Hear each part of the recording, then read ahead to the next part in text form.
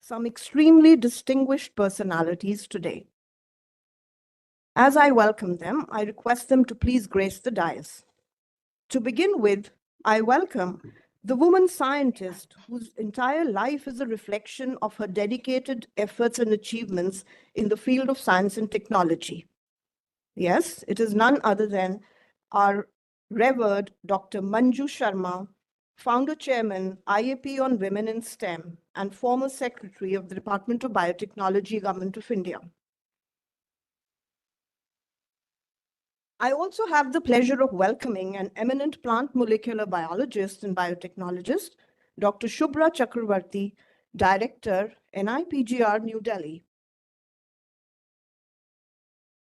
I extend a very warm welcome to some of the distinguished steering committee members of the Inter-Academy panel on Women in STEM.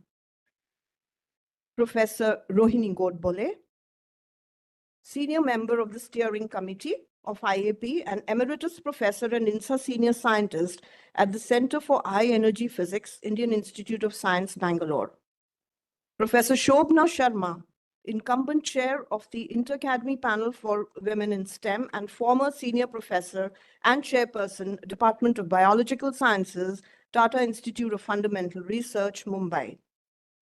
Dr. Renu Swaroop, Distinguished Member of the IAP and former Secretary, Department of Biotechnology, Government of India.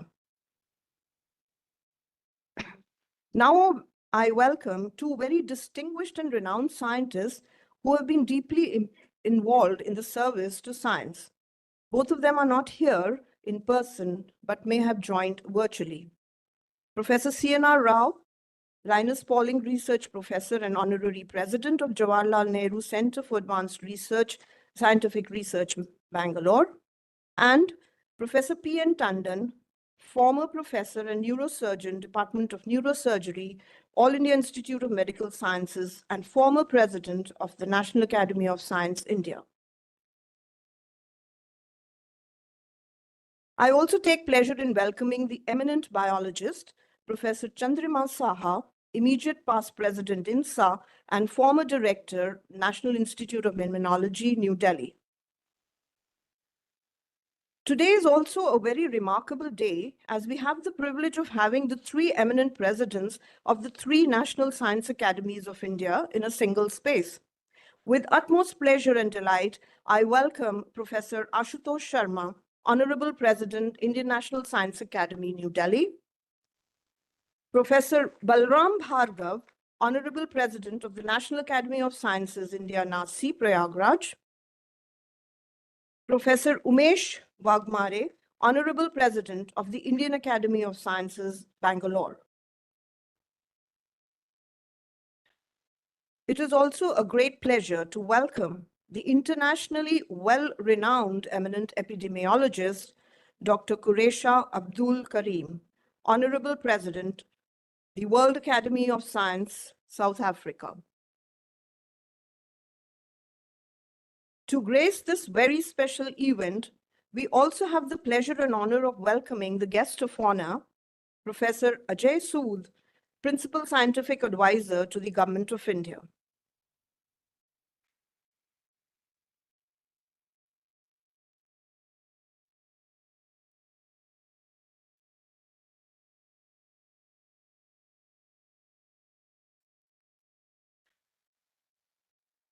As is customary, we begin today's proceedings with the lighting of the auspicious lamp, for which I request the distinguished people on the dais to kindly come forward for the lighting.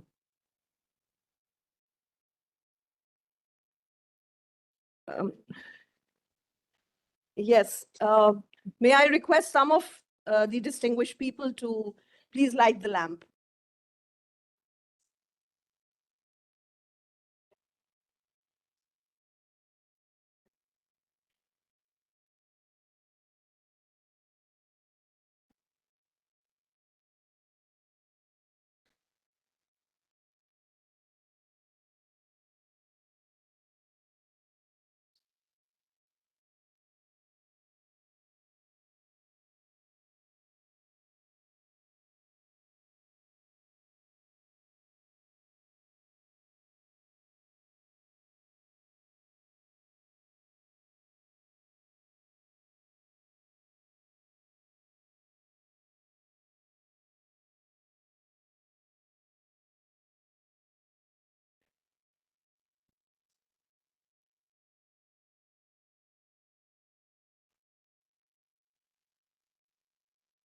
No, it's perfectly fine.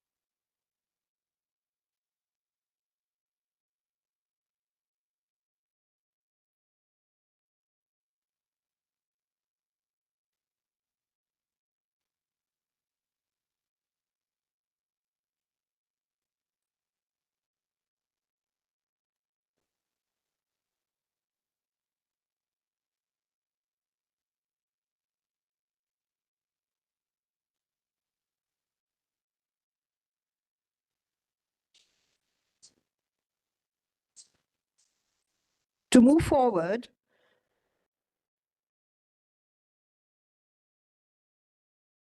I now request Dr. Manju Sharma, Founder Chairman IAP on Women in STEM and former Secretary of the Department of Biotechnology, Government of India, to deliver the opening remarks about the genesis of the IAP. Dr. Manju Sharma is an eminent biotechnologist and has been an efficient administrator of several scientific research and policy-making bodies in India. She has earlier served as the Secretary, Department of Biotechnology, Government of India, and is credited with pioneering the biotechnology research in India, as well as establishing several institutions of excellence in biotechnology in India. She was the first woman president of the National Academy of Sciences India and also the Indian Science Congress Association. Currently, she is the advisor and the chairperson, NASI's new initiatives, as well as the founder chairperson of the IAP on Women in STEM. She has been honored with numerous awards, including the prestigious Padma Bhushan by the Government of India and several other national and international recognitions. I request Dr. Sharma to start.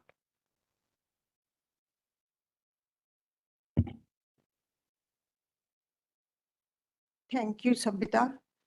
A very good morning, namaskar to all the very distinguished participants. And I also thank you that on a Sunday morning, all of you have come to listen to some of the issues which relate to women scientists and science and technology in general. In the words of Mahatma Gandhi, the father of our nation, he said, if you educate a man, you educate an individual. But if you educate a woman, you educate an entire family. So what an important statement he made. And I think this holds good even today in the present day situation. More and more we educate the women, and we can see that the society, the family, they are all getting educated and motivated. The women constituting almost 50% of human resource are vital for the progress of the family, society, and the nation. It's therefore imperative to educate a woman in the field of science, because science education not only enhances awareness level, but also builds a mindset with an ability to judge between right and wrong. It provides a scientific approach to cope up with the problems being faced by the women, ensuring their socioeconomic development. And here, the women scientists, I want to emphasize on this point, the women scientists can provide them opportunities by making them aware on several scientific and societal issues, thus bridging the gender gap and removing the barriers of negative attitude. The three science academies, the Indian Academy of Sciences, Bangalore, NASI, National Academy of Sciences, and INSA, they have joined hands to constitute an inter-academy panel on women. It's called STEMM, Science, Technology, Engineering, Mathematics, and Medicine. The panel has a mandate of examining all aspects related to women in STEM. It will also help in improving the present prevalent conditions. Recognizing the wide-ranging contributions by Indian women scientists, the panel has taken the initiative to envisage a web portal, SWATI. It is called SWATI, SWATI, SWATI, which stands for Science for Women, a Technology and Innovation. The portal is a complete interactive database and the first of its kind in India. It has been developed, hosted, and maintained by the National Institute of Plant Genome Research, NIPGR, New Delhi. It will serve as a gateway for viewing expertise and contributions of Indian women science, especially in celebration of Azadi Ka Amrit Mahotsav, which we are celebrating nowadays in the country. In the present world, science and technology is a major vehicle of societal transformation, improving the quality of life, providing livelihood security, and generating employment for millions of people, especially women. World over, women have a pivotal role in this journey in different spheres of activity and at all levels. Their dual role in looking after the family and bringing up the children and having a professional career has exhibited their versatile nature. In a poem, Stray Birds, Guru Rabindranath Tagore had said, "Women, when you move about in your household service, your limbs sing like a hill stream. Among pebbles, women, though, has encircled world's heart with the depth of the tears as the sea has the earth. Women, in your laughter, you have the music of the fountain of life." Unquote. This is from Guru Rabindranath Tagore. We are really very proud that we have been born as women. At least that's the way I feel. I would always love to be born as a woman only. And we can do wonders if we want, in both for the family, society, and the nation. Only it is important that our tasks are well defined, clearly with the objective of achieving our goals and fulfilling our responsibilities. It is to be ensured that a people-centric sustainable development ensures women's equal access to science and technology, education, training, economic resources, information, communication, and marketing. Women constitute half of the humanity. Yet, the number in mathematics, physical sciences, engineering, etc., is still low. Also, mathematics, also the professional women seldom reach the pinnacle of the hierarchy. I think all of us realize that. In the academic and research institutions, a critical mass of women scientists, engineers, educators, health and agriculture professionals, technicians covering a wide spectrum, therefore, are required today in the present scenario of national development and also international activities. Utilization of the talents of women should not be viewed only from the perspective of gender equality.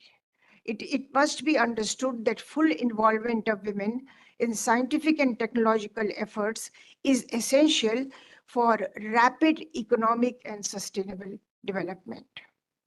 There are some key considerations, the underlying issues, and I very quickly tell you, role of science and technology in solving many global problems facing the humanity, particularly the women. Inclusion of women in scientific and technological endeavors essential at various levels.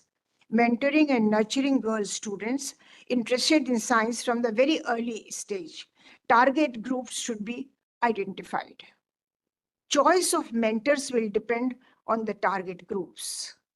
Therefore, mentoring has to be for confidence building, choosing a sustainable career, employment opportunities, that is livelihood, administrative and social responsibilities, a critical issue which is inclusiveness of women on part of the science and technology leadership world over.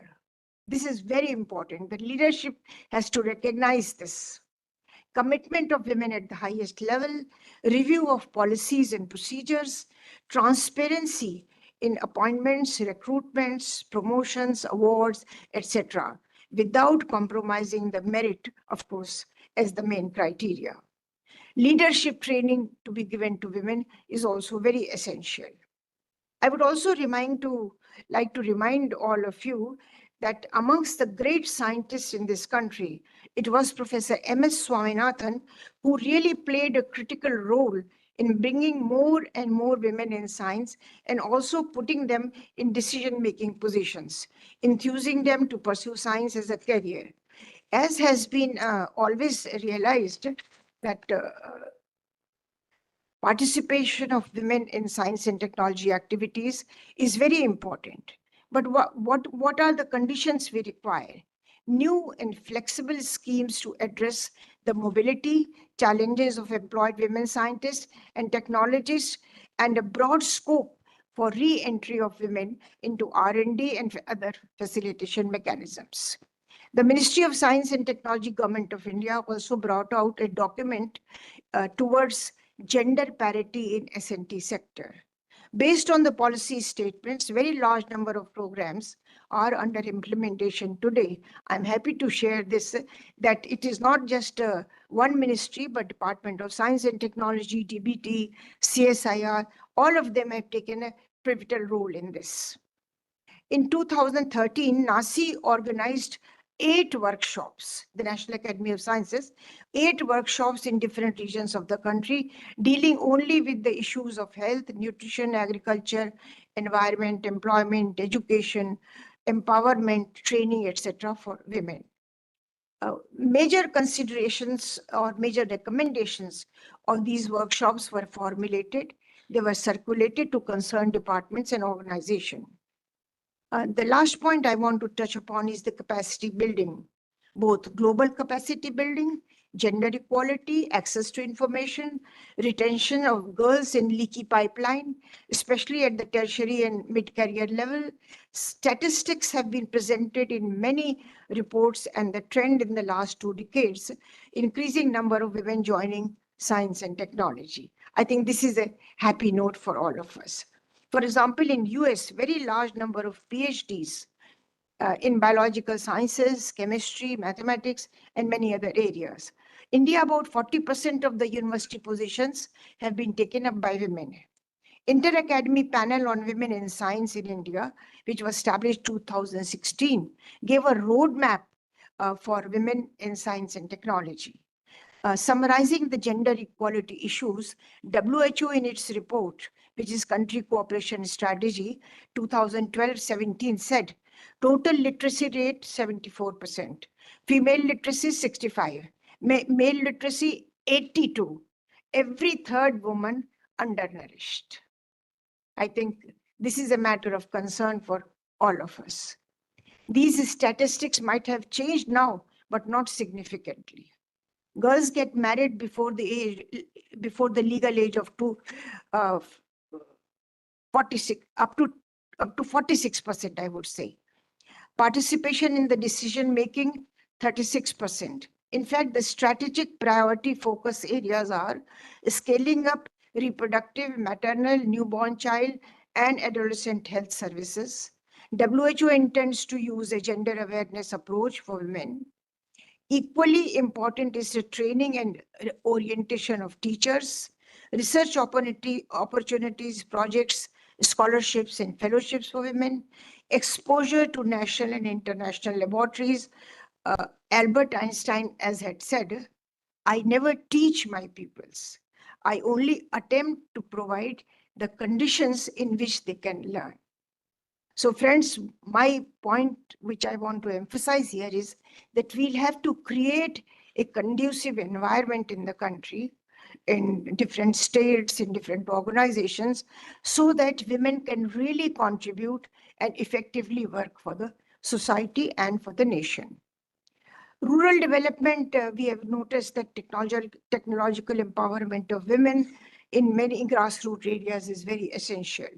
Training of the trainers, setting up knowledge centers, institutional framework which is to be provided in the rural areas, etc. So what I want to conclude here is, and what is very important, just a minute, I'll tell you. I wanted to read that for you. Oh, the paper has got spam. One very important quote, which is from James Padilla of Ford Motor Company, 2005. She had said, voices that are silenced or ignored, or whatever reason, represent not only an inclusive but also a valuable resource that has been wasted, a tragic waste of human capital. Honorable Prime Minister of India, Sri Narendra Modi ji, on many occasions has emphasized the pivotal role women can play in the socio-economic progress of the country and welfare of the humankind. I quote some of his very encouraging statements. He said, progress of women gives strength to empowerment of the nation. This is our respect Prime Minister Modi ji. Then he also said, today, the priority of the country lies in the full participation of women in India's development strategy. I think this is a very good message for all of us, and especially all the people sitting on the dais, the heads of the institutions. And if we can implement that, I think things will move very fast. And in one day, very soon, our country will be recognized as one of the most advanced countries of the world. Thank you very much. Thank you, Dr. Sharma, for these very inspiring words, recognizing the irreplaceable contributions of women and the need for policies and a conducive environment encouraging women in STEM. I now request Dr. Shubhra Chakravarti, Director, NIPGR, New Delhi, to tell us about the SWATI portal. Dr. Shubhra Chakravarti is an eminent plant molecular biologist and biotechnologist, currently serving as the director of the National Institute of Plant Genome Research, New Delhi. She is also a distinguished member of the IAP, the Inter-Academy Panel. She is a fellow of all the 3 Indian National Science Academies, as well as the recipient of several prestigious honors and awards, including the J.C. Bose National Fellowship and the National Young Woman Bioscientist Award of the DBT, and several others. She is also the current chair of the INSA panel on women in science. Dr. Chakravarti. Come here. You can all come here.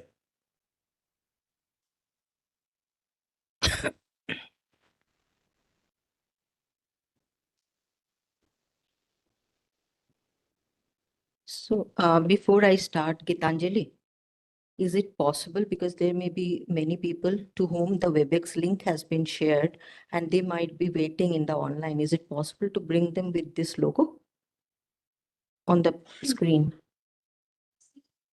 The people who have joined online and the logo, if it is possible. Okay.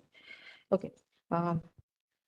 So Honorable Principal Scientific Advisor, Government of India, the former President of INSA, Professor Sood, Dr. Mrs. Manju Sharma, Founder Chairperson IP and former Secretary Department of Biotechnology, Presidents of INSA and former Secretary DST, Professor Ashutosh Sharma, President NASI and former DG ICMR, Professor Bhargav, President Indian Academy of Science, Professor Vakmare, President Tawaz, Dr. Karim, Secretaries of the Science Departments, dignitaries of the dais, honored speakers of the day, dignitaries present online, IIP members, colleagues and young investigators, and dear students and researchers, staffs of the academies, press, participants joined physically or online, a very, very good morning to all of you. On behalf of the NIPGR and my own, I extend a very hearty welcome and cordially invite all of you on the launch of this very important portal, that is SWATI. Women constitute, as Madam said already, 50% of human resource, which is really a vital for the progress of any society in this world. However, when few people were thinking about making this SWATI, that was 2021. And if that time we counted for women and girls everywhere throughout the world, we found, although 100 years have passed, but at the time in 2021, when we started thinking, it was nearly 60% of women around the world work in the informal economy, earning less, saving less, and greater risk of falling into poverty. That was the statistics. Women earned at the time 23% less than men globally. Women occupied only 24% of parliamentary seats worldwide or at 2021. Maybe today the statistics, I hope, is better.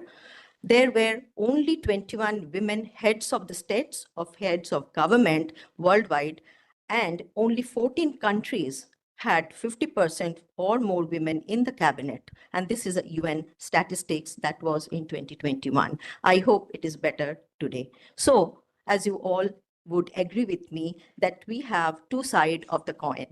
One is to find the solution for these gaps at one hand, and the other is to give a pull to see more women in leadership position.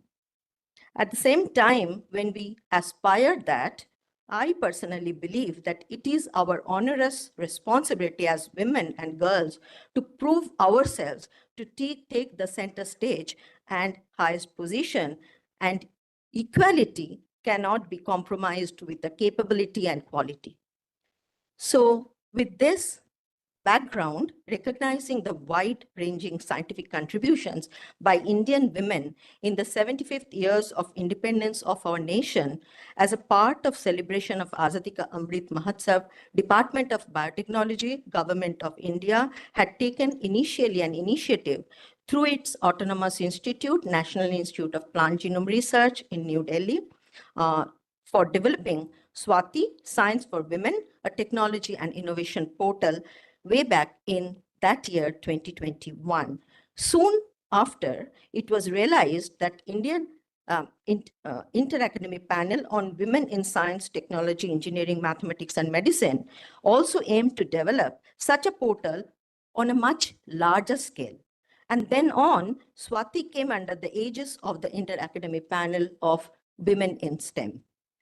Envisaged as a gateway to view the expertise and contribution of Indian women in science, the portal has been developed, it is housed, and it is maintained at NIPGR and contains several sections, not just the iconic women in science, but also faculty, our research fellows, our students, science communicators, entrepreneurs, industrialists, and girl students today. And the portal is a complete interactive database now that is the first of its kind in India. And I think, if I'm not very wrong, it is possibly globally the same situation. So this is India, where we stand before anybody in the world. As you know, the International Day of Women and Girls in Science celebrated on 11th February, that is today's date, and this is implemented by UNESCO and UN Women in collaboration, institution and civil society partners that aim to promote women and girls in science. This day is an opportunity to promote full and equal access to and participation in science for women and girls. Gender equality is a global priority for UNESCO and UN, and the support of young girls, their education, and their full ability to make their ideas heard are levers for development and peace. It is a day when women are recognized for their achievements without regard to division, whether national, ethnic, linguistic, cultural, economic, or political. The day also marks a call to action for accelerating gender equality. Many of you would know that UNESCO started thinking about it way back in 2015, but the first year was celebrated in the year 2016, and it was officially recognized by UNESCO in 2015. The global celebration of this day is a time for reflection that how far women have come. We need to take a count and support, or what is still needed, can we support that? And the action to continue breaking down barriers. Since decades of history, it is a growing movement centered around unity and strength. Each one of us can help create a gender equal world. It is not only the responsibility of the women, but to the other 50% of men as well.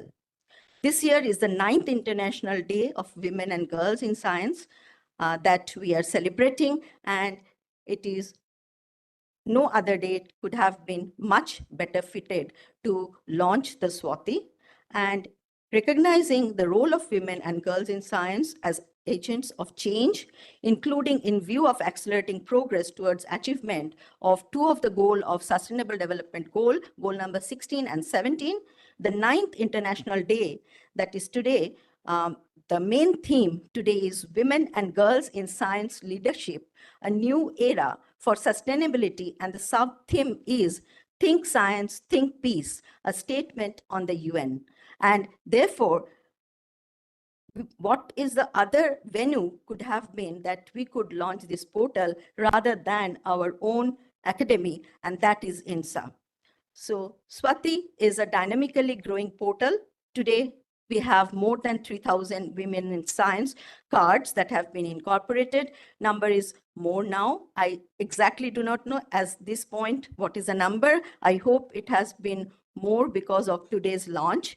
And IP's future endeavor that is to scale up this effort exponentially to include and recognize each and every Indian woman and girl in science across all career stages and subjects, spanning both academia and industry, enabling reliable and statistically significant long-term research on the issue of equality, diversity, and inclusivity in India, and developing active search engine and searchable database. Friends, it's completely interactive. You are not dependent on anybody to join SWATI, and know your peers, your colleagues who are there in your country who could also be a collaborator tomorrow for your own research. Please do join SWATI.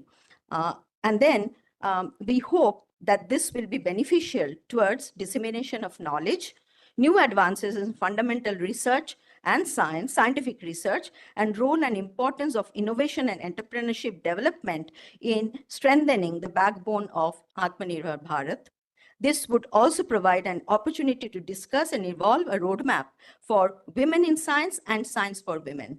The future aspiration reaches far beyond boundaries, and to connect SWATI with international such effort to work towards one world and one family, a vision for our Honorable Prime Minister. I would like to take this opportunity to mention our deep sense of appreciation to the Principal Scientific Advisor, Professor Sood, all the presidents of the three academies, along with Professor Karim, and also Madam Sharma, and all the dignitaries in the dais, Dr. Swarup. And I must mention at this point, it was Dr. Swarup when DBT actually given this task to NIPGR, and this came from her own thinking, and that merged with the IP's vision. And also all the guests and the IP members who are in the audience, who are looking after and actually seeing the SWATI launch, for accepting, whether online or offline, accepting our invitation and participation, although in a weekend, Sunday, rather than not sitting and having a warm cup of tea at your leisurely at your home, but still make your time out to come and be a part of this program and the launch. And also, lastly, I think I would congratulate NIPGR Human Resource Development Cell, especially Dr. Gitanjali Yadav, whom you are seeing is actually all the way doing this everything from the start of the first day, along with Dr. Ashish Ranjan and Dr. Amarpal Singh for their hard work, dedication, and sincerity to give the shape and made it happen, which is we are witnessing today. Thank you all for all this effort. Wish everyone a very happy International Women and Girl Child Day. And it has been a pleasure being with all of you today. And once again, thank each and everyone present, online or offline. I would like to close by saying it was a quote that Madam mentioned, which Honorable Gandhiji has said, but there is a little different. When Brigham Young also said the similar thing, that only one word is different. And what he says, quote, if you educate a man, you educate one person. If you educate a woman, you educate a nation. And therefore, with this hope, I think Swati has long way to go, and we all look forward for all of your active participation to make Swati more vibrant and more interactive. Please tell this to every of your colleague, your child, your friend, your student, and everyone else. And hopefully with Professor Karim's presence in this very occasion, our aspiration to connect this Swati with international bodies of such activity would strengthen our hand. That's with that. Thank you all.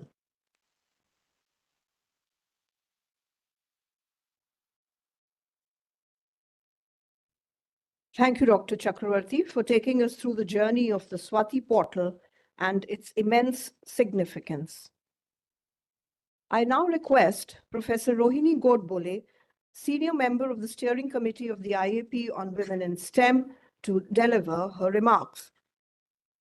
Professor Rohini Godbole is an eminent physicist and is currently an emeritus professor and INSA senior scientist at the Center for High Energy Physics, Indian Institute of Science, Bangalore. She is also a distinguished visiting professor at the Shiv Nadar Institute of Eminence and a member of the steering committee of the IAP. She is an elected fellow of the 3 Academies of Science in India and the Science Academy of the Developing World, the TWAS. Professor Godbole has been part of many international scientific advisory committees, such as the National Science Foundation in the US. She was awarded Padma Shri by the Indian government, as well as the Ordre National du Mérite by the French government, in addition to many other prestigious awards. Professor Godbole is also a much sought-after communicator of science and the founding chairperson of the panel for Women in Science of the Indian Academy of Sciences, Bangalore. She is currently the chair of the Gender Advisory Committee of the World Academy of Sciences. Professor Godbole. Thank you very much. To begin with, a very happy International Day for Girls and Women in Science. So to all of you in the audience, it gives me a great pleasure to make these few remarks on this occasion. Because for me, the dream of a database for Indian women scientists began when we made a database on the Indian Academy of Sciences Women in Science webpage in 2007. And that database was actually used for a survey, a joint survey by Indian Academy of Sciences and National Institute of Advanced Studies, which actually led to some very interesting conclusions about why women leave research after doing a PhD, after doing a postdoc. In fact, in the first round of IAP, in its first avatar, both myself and Dr. Manju Sharma, we discussed about setting the common web page for the Inter-Academy panel, as well as build from the database that existed then to make a new database. Of course, between 2006 and 2015, already the entire IT revolution had changed what you could do. And indeed, it took a few years before the idea of actually setting up a new web page and new database materialized. And by then had come this wonderful enterprise from Dr. Swarup and Dr. Shubhra, Dr. Shubhra Chakravarti. And we really were excited to join the hand. And today you have before you a fantastic interactive database and a tool. As I said, with our own very primitive database, we were able to do a very good research. And this now with all its trappings is going to be wonderful and set the stage for really doing research on gender. Because in India, we have many women in science, we have many women doing science, but we don't have yet a group which understands and studies the problems of women in science, issues. I would not want to call it problems, issues of women in science. And this gender research is very important. And I feel that this database is going to provide a fantastic opportunity for us to be able to do our own research so that we can find solutions that are unique to us, our country, and our culture. So I am really, really happy that today this is beginning of a long and I'm sure a very successful and useful journey. And therefore, this is again wishing all of us a good time in doing science. Thank you very much. Thank you, Professor Godbole, for dreaming so early for a database for women and highlighting the importance of the women and the need for gender-based research. I now request Professor Shobna Sharma, incumbent chair of the Inter-Academy Panel for Women in STEM, for her remarks. Professor Shobna Sharma is an eminent biologist and a former senior professor and chairperson, Department of Biological Sciences, Tata Institute of Fundamental Research, Mumbai. She has performed extensive research work on malaria and has received several awards throughout her life for academic achievements. Professor Sharma is a fellow of the Indian Academy of Sciences and the Indian National Science Academy. Recently, she featured as one of the 75 Vigyan Vidushis of India and has been involved in women in science activities. Professor Sharma. Thank you. Thank you, Dr. Sabhyata. And I would extend my welcome to all the friends over here and everyone out here on the dais as well. I'm just going to elaborate a little about Inter-Academy Panel, which has been set up with the help of the 3 academies. We have just initiated a web page, and that was shown over here with STEMM.in, which describes this Inter-Academy Panel. And of course, the goals of the Inter-Academy Panel. If I would like to give you in order, the first priority, of course, Inter-Academy Panel was gender sensitization and promotion of gender equity. And the second one was database and web page. And that is the one which has happened. So one is very glad that that has happened. The Genesis people have already told you how it is. And hopefully it will grow bigger and bigger and be really a successful database. It is obvious why we need this database, because of connectivity. Women are known for not networking very effectively, and hopefully this will allow women to network at least within themselves and of course with other bodies as well.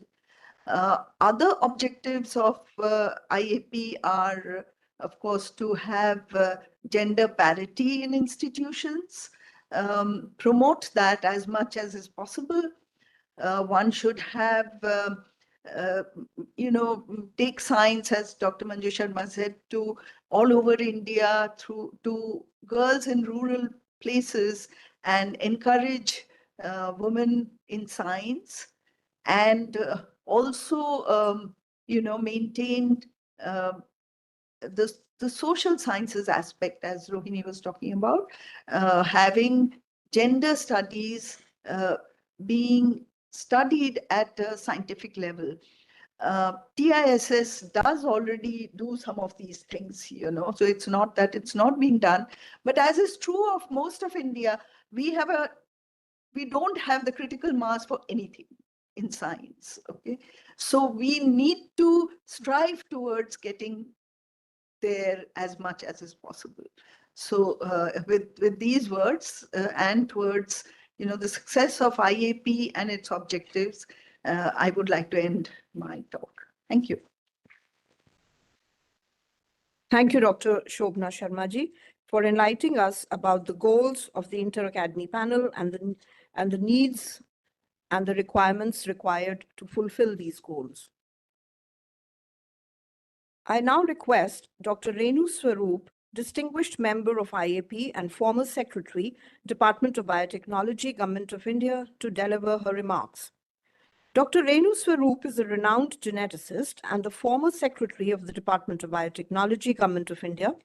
She has actively contributed in the formulation of India's biotechnology vision and strategy. She was the former chairperson of the Biotechnology Industry Research Assistance Council, the BIRAC, and is currently a distinguished member of the IAP. Under her leadership, the Department of Biotechnology played a key role in developing technological solutions during the COVID-19 pandemic in India and also initiated the DBT scheme called the Biotechnology Career Advancement for Women Scientists, the BioCare. She's a fellow of several science academies of India and a recipient of several prestigious awards, including the Biospectrum Person of the Year Award, the National Entrepreneurship Award, to name a few. Dr. Swaroop.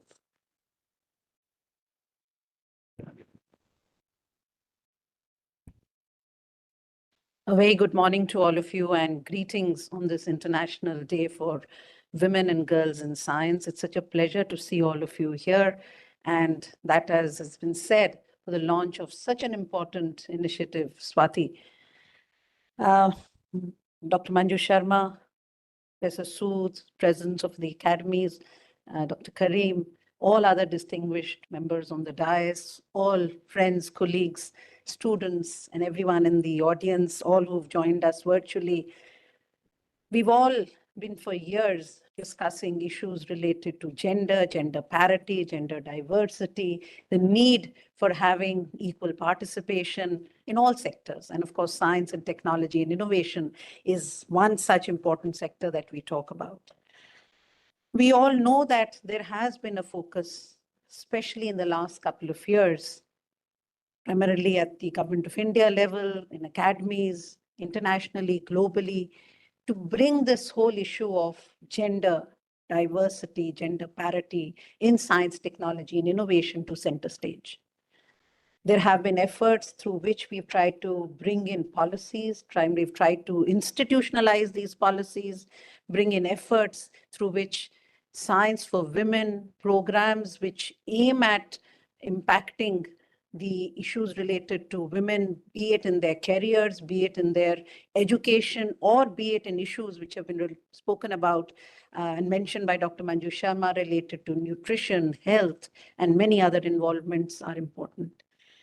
What better than to have a proper documentation of this? Because we do have this information available, but if when you put it together in one platform, as rightly said by Dr. Godbole, it's then when you analyze this data, it actually throws up so many important issues, which we then can, as scientists, as researchers, form a very impactful program that we can take forward. It helps us to guide policies. It helps us to guide programs. It also helps us then to imagine what could be the future, what could be the pathway through which we'll be able to move forward. And what is important is that being a technology and innovation portal, as has been rightly said, it's not limited only to women who are in academia or in universities. It opens up for women in the industries, women as entrepreneurs, women as startups, and most importantly, it's the Girls and Women Science Day today. So students, generally when we build databases, we talk about our senior faculties, our women in academies. We tend to forget what is most important, and that's our base. We cannot get numbers on the top if we lose sight of the base, if we lose sight of where is it that these numbers are coming from. And that's really what is important through this database. We are focusing at the ground level. We're trying to see how we could bring in that information. That we talk about, and as has been said, how many girls get into education, how many drop out, how many then move forward in their careers. And many a times, and we always do talk about, why do we have such a small percentage at the top? Why don't we see women leaders at the top? You cannot have a percentage at the top if you do not have that strong foundation. It cannot be an inverted pyramid. They obviously have to be a percentage of that base. And I think these sort of initiatives that have been launched here through this database are important for us to see that we focus on the ground level. And the key to whatever success that we have to move forward is that how do we build that critical mass as we move ahead? It's important to look at getting them to focus at the education level at tier 2, tier 3 cities, which we've started doing. So this database, I hope, is now going to move pan-India, to move into these places where we can pick up this information, because then it's going to be important to track them. This database is not just to let us know who's reached the top, but it's to let us know who gets into this whole career. How do we lose them? Each of you sitting in this room is a mentor, a role model for those who move forward. So I think that's really the purpose, to see. And then moving forward, how do we empower them? What really are those empowerment programs? What are those empowerment initiatives that we move on? It's also important that we look at not just the programs and the initiatives that we take on, but we open up job opportunities for them, career opportunities for them. We've already started moving in that direction. And I think one mindset that all of us have to change is, let's not put gender to jobs. It's our mindset which says this particular job is for a woman and this particular job is for a man. Let's make jobs, all jobs, gender neutral. If we do that, give women the opportunity to then move into careers, and this database is going to provide them those opportunities. We see women everywhere now. We see them in our defense forces. We see them all over. We, of course, space, and you're going to hear many of our space scientists today. So I think having gender neutral job opportunities for them is going to be important. Lastly, what I hope this database is going to throw up, and I'm so happy that we have the presidents of the 3 academies and Professor Sood, the principal scientific advisor here, is how does this data give sufficient information to help us to institutionalize policies related to gender? This cannot be just a top-driven initiative of having numbers. It has to be a bottom-up initiative where institutes have to internalize these policies. And that can only happen when the directions come through this mix of bottom-up and top-down approach. And if we institutionalize these at organizational level, at national level, and at international level, and Dr. Karim, your presence here is of utmost importance to us to see how you make this into an international effort as we move on. And that really is going to bring us to the most important aspect, and we focus on what I always say, the 3 Ps, the policies, the program, and the people. We bring in the policies through this. They guide us to develop programs. And with that, we identify the gaps in our people, in our capacity building, and help us to build capacities as we move on. And I think lastly, the international collaborations that we have in the country. And I hope that this database, SWATI, will be a key factor, critical factor to move into that, is so important, because this will guide us. And Dr. Karim and Dr. Godbole, you know, we've been talking about it earlier. Can we really have an international convention on gender parity? Can this be a starting force for us to see how we take this forward? Once we do that, collectively, globally, we've all got these issues. It's not an India-specific issue. And this database could serve as a very key and critical aspect for it. My vision, and I'm sure Shubhra, with as you move forward with this, is going to be SWATI will move into a SWATI version 2.0, and Gitanjali is going to look at us and say, now what? I've barely got the SWATI version 1.0 already. I think what's important is not just getting information on women in science, but also getting information into this database of all the efforts that go for the programs which relate to science, which has been taken on for impacting women. And I think that will come. That's really gender parity. You'll have all the men in this room contributing as well. So it's not a database which is going to have names only of women. It's a database where we want to see all the men participating to see how is it that we're going to do forward. And last, my concluding message to everybody is, let us build a strong network of role models, of strong voices. And each woman in this room is an achiever. Each woman who's joined with us is an achiever. Let them pledge to be an agent of change, change both at the socio and cultural and policy level, a change that we know is going to help this country, the world, to move forward, because gender parity and gender diversity have been words that we've been talking about. We want to see the change at the ground, and I'm sure Swati will help us to do that. Thank you very much for your participation.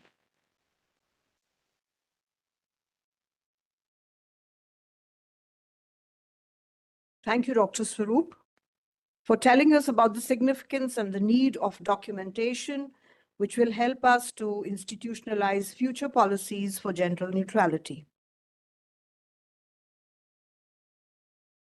Today, we are privileged to have the messages from two very distinguished and renowned scientists who are unable to join us in person. The first message is from the most respected Professor C.N.R. Rao, Linus Pauling Research Professor and Honorary President of Jawaharlal Nehru Center for Advanced Scientific Research, Bangalore. Professor C.N.R. Rao is one of the world's foremost solid-state and materials chemists. Professor Rao earlier served as the director of the IISc Bangalore and founded the Jawaharlal Nehru Center for Advanced Scientific Research and the International Center for Material Science. He has been the chair of the Scientific Advisory Council to the Prime Minister of India for 2 terms and serves on the board of the Science Initiative Group. Professor Rao is described as a scientist who has won all possible awards in his field. The most prestigious being the Shanti Swarup Bhatnagar Prize for Science and Technology, the Padma Shri and the Padma Vibhushan, as well as the Bharat Ratna, the highest civilian awards in India. And now it is my privilege to read out his message. I quote, "I am glad that the International Day of Women and Girls in Science has been organized. I want to narrate a story of the past more than 85 years. My mother has taught me elementary mathematics. She used to narrate mythological stories. This enabled me to go to middle school, skipping primary school, when I was less than 7 years old. My mother's innate qualities were wisdom and patience.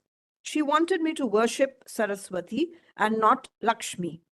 The opportunities did not exist in my mother's time. Now there are many opportunities.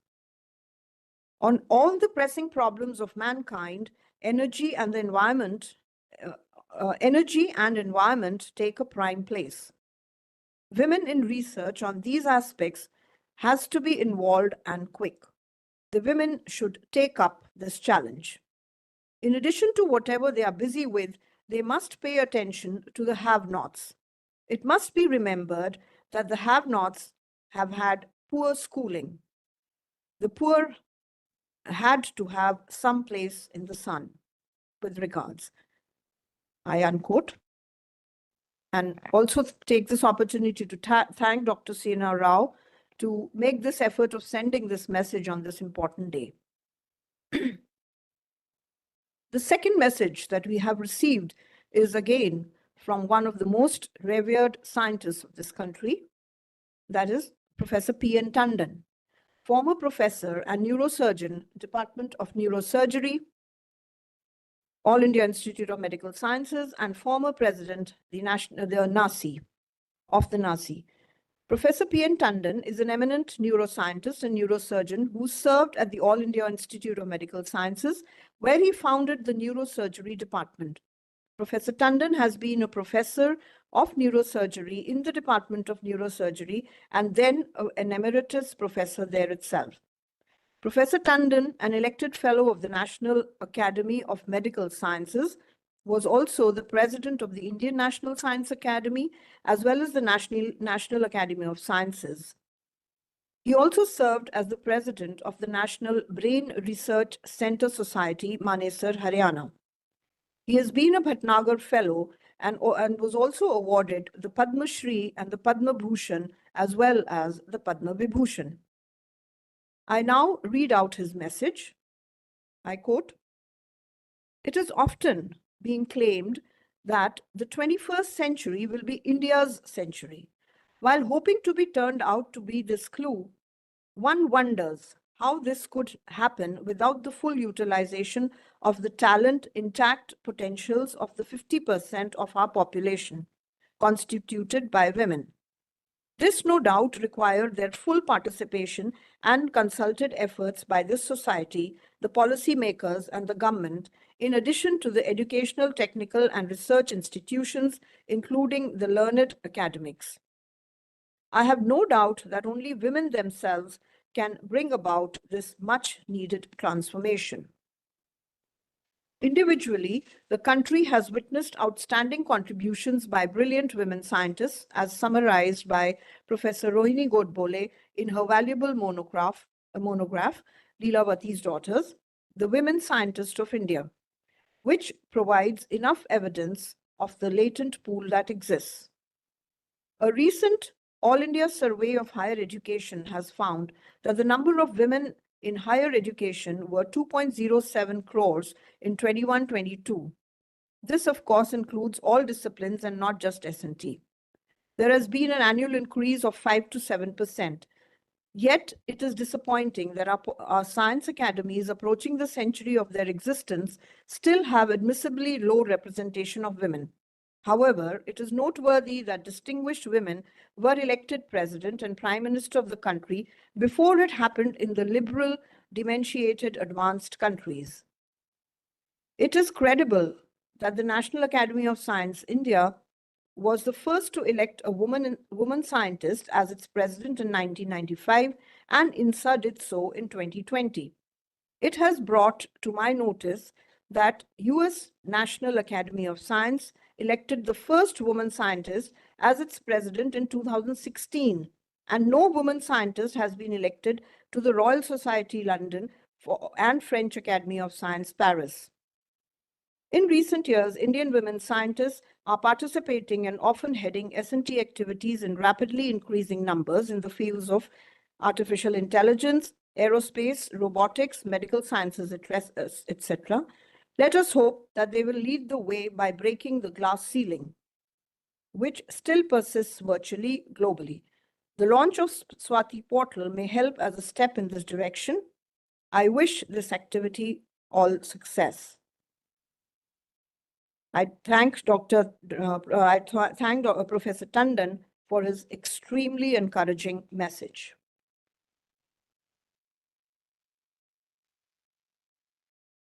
I now request Professor Chandrima Saha, immediate past president INSA and former director, National Institute of Immunology, New Delhi, to deliver her comments. Professor Chandrima Saha is an eminent biologist and the immediate past president of the Indian National Science Academy, New Delhi. Earlier, she was the director of the National Institute of Immunology, New Delhi. She is an elected fellow of the World Academy of Sciences, as well as of all the 3 National Science Academies of India. She is the recipient of several prestigious awards, including the Ranbaxy Science Foundation Award, Om Prakash Bhasin Award, and the Shanti Swarup Bhatnagar Medal of the INSA, to name a few. Dr. Saha. Thank you, Dr. Savyata. Dignitaries on and off the dais, friends, colleagues, and students. It is a great pleasure to be here to share views on women in science on a platform where we are launching a technology and innovation portal that involves women. I shall dwell on some issues other than the SWATI portal, and I'll talk about the visibility of women, because precisely that is what the eventual goal of the SWATI portal is. Throughout history of science, women scientists have made fundamental contributions to advancement of scientific knowledge, but barring the 65 odd Nobel laureates, women Nobel laureates, and some very few prominent scientists, do we know about others who have really contributed to science? We don't. And why? That is why I think women should celebrate their own achievements. Now, why is celebration important? Why we celebrate? Because it inspires the next generation of not only women, but of men as well. Celebrating achievements can also provide motivational boost, which is a necessary component of eventual success. In an ideal world, all should be recognized for what one has achieved. But that is not the case often, and therefore women need to take ownership of their own achievements. We should ensure that young women scientists and also men at the cutting edge of research who stand in the front line of scientific achievements are properly equipped with a conducive work environment. Help for women students, well-being is important from school to the university because we know that it is easier for men to deal with things other than women, rather than the women. So a very positive development is the increase of women pursuing scientific careers in science. And this growing representation is truly exciting. I will not give figures, but one figure I say that postgraduate studies, it has increased from 41 to 56%. And India is having the highest number of STEM graduates in the world, estimated to about 2.6 to 3 million graduates. However, women make up only 15% or 20% of the total scientific workforce. So in what I talk about is science, technology, and engineering. Therefore, the academic community, although talking about this for a very long time, have not obviously got solutions for all the problems that women face. Now, why women? Because I'm many times faced with these questions that why women? We know that diversity in research expands the pool of talented researchers, bringing in fresh perspectives, talent, and creativity. Tackling some of the greatest challenges of the agenda for sustainable development, from improving health to combating climate change, will rely on harnessing all talent, and that is where women should come in 50% of our population. For women to be given a conducive environment for work, they need to be celebrated and not just tolerated in the work environment. In all setup, women's welfare should be an integral part of evolution of a scientific enterprise, along with student and faculty welfare. This includes addressing mental problems. Within our lifetime, we have seen extraordinary changes. We do not know what to expect in future. We are at a time when Google has almost made obsolete the phrase, "I do not know." In this changing era, the way to draw the maximum out of expertise for women, we need to evaluate our processes in educating women, mentor for leadership, constantly adjusting to the changing scenario. Both Dr. Sharma and Dr. Swarup has mentioned about mentoring. And mentoring is a vital business.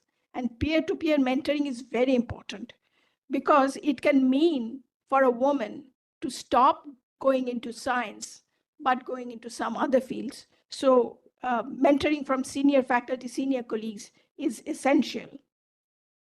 Research indicates that when women see other women in high-profile positions, it helps them feel a stronger sense of belonging. So young scientists need to observe women as mentors and leaders in their field. To be a leader, it's always good to talk to a leader. Coming to policy making, I think that's a very important issue, that wherein young women should be engaged, and having women in decision-making processes is beneficial for both men and women as the world runs through a collaboration between the genders.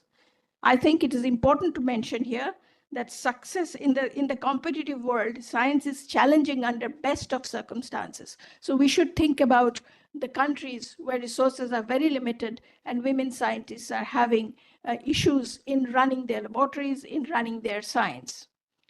So finally, further about us being at the crossroads of a changing world, no institution can afford to be an ivory tower. Research needs to be married to the reality of transforming scenario.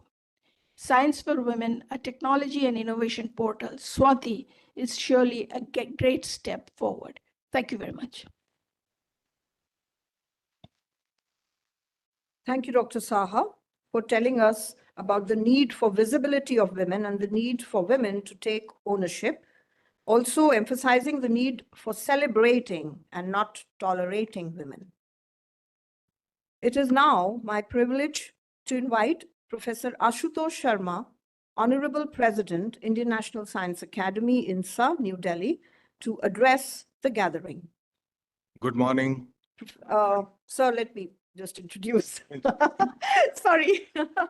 You're going to take away some of my time? Yes, sir. Okay, go ahead. Professor Ashutosh Sharma, though he doesn't need an introduction, but I think it's a privilege to tell that he's an institute chair professor and C.V. Sheshadri chair professor at the Department of Chemical Engineering in Indian Institute of Science, Indian Institute of Technology, Kanpur, and has been the former secretary, Department of Science and Technology, and currently is the president of the Indian National Science Academy, New Delhi. He's an elected fellow of prestigious societies such as the Academy of Sciences for the Developing World, Indian National Academy of Engineering, as well as the 3 national science academies of the country. He's a recipient of several prestigious awards, the prominent being Shanti Swarup Bhatnagar Award in Engineering Sciences, the Infosys Prize in Engineering and Computer Science, the TWAS Prize, the H.K. Firodia Award, to name a few. Professor Sharma. Thank you. So let me first congratulate the team SWATI. It's indeed a very big initiative that we are seeing after a long time in terms of issues that concern women. Now, of course, we are calling them issues, but issues, of course, have a different meaning in Indian context. And you know, somebody was asking me how many issues you got, and I kept thinking, hey, I don't think I got any issues at all. I said, no. I mean, how many children? I said, 1 fine daughter. Okay. So anyhow, that's great. You see, so we are considering something very serious and important today. Goes without saying. You see, nothing serious and important can be done unless one is a little bit light in the heart. So let me start with saying that, look, I just consulted ChatGPT to tell me a joke. And the joke is about scientists. And I say, look, why don't scientists trust atoms? It's because atoms make up everything. It's a joke. Okay, the second, okay, how many chemists are there here in this? Chemist?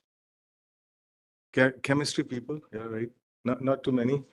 But do you know why chemists can solve everything? They got, because they have all the solutions. That's why, right? And the final one, I think there are lots of biologists here, right? Bio people. Yeah, okay, well, I can imagine that, yes. So why did the biology scientist break up with her microscope? Because she couldn't see herself with it anymore. Yeah, okay, we got that. So now let me very quickly, because we got, like, I was told that we got 3.5 minutes to sum up what I want to say. And fortunately, you know, I've been attending these kind of meetings for about 9 years now. And I'll tell you, so I again, you know, just to get my understanding of ChatGPT, I asked them, what are the issues with women scientists? Okay, so here is what it says. It says gender bias and stereotypes. Based bias stereotypes, they are less capable or suited for careers in science. Second, underrepresentation, especially in leadership positions. So I'm just kind of summarizing what we already know and what we heard. Unconscious bias, subconscious bias, and so on. So bias is a very vast area. Of course, humans can't live without biases. So it's got some positives, some negatives, and so on. Work-life balance. So we know that it's a pati, patni, and wo. Wo is a mother-in-law. I mean, not anymore, not too much. Okay, it's under control now. I think the modern world that we live in. There's anyway. So lack of mentorship and networking opportunities, and all of these are very, things that we need to address. And in fact, DST launched looking at the analysis of all of that, about half a dozen programs. And I see, you know, officer, very capable officer, Dr. Akhilesh Mishra said, Sanjay Mishra, I'm so sorry. I've been out of DST so long. But anyway, I'm not out of you. And so now he's contributing, all the stuff he learned in DST, now he's contributing to DBT. Wonderful. Okay, and then we see Professor Jolly sitting there. She was, the Gati program that we started. So this is all very good. So point that I would conclude very quickly by saying that all the stuff that we hear is something which is been around. Okay, there's if you tell me today, look, contribute some new thought, it would be very hard to do that. But the whole point is that while we debate these things forever, we need to do something about them. And I would say, look, any gathering like this, I had made a very sincere request about saying, look, write down the actions. What is the scale of those actions? Who would do them? What kind of budget would be needed? What is the expected outcome?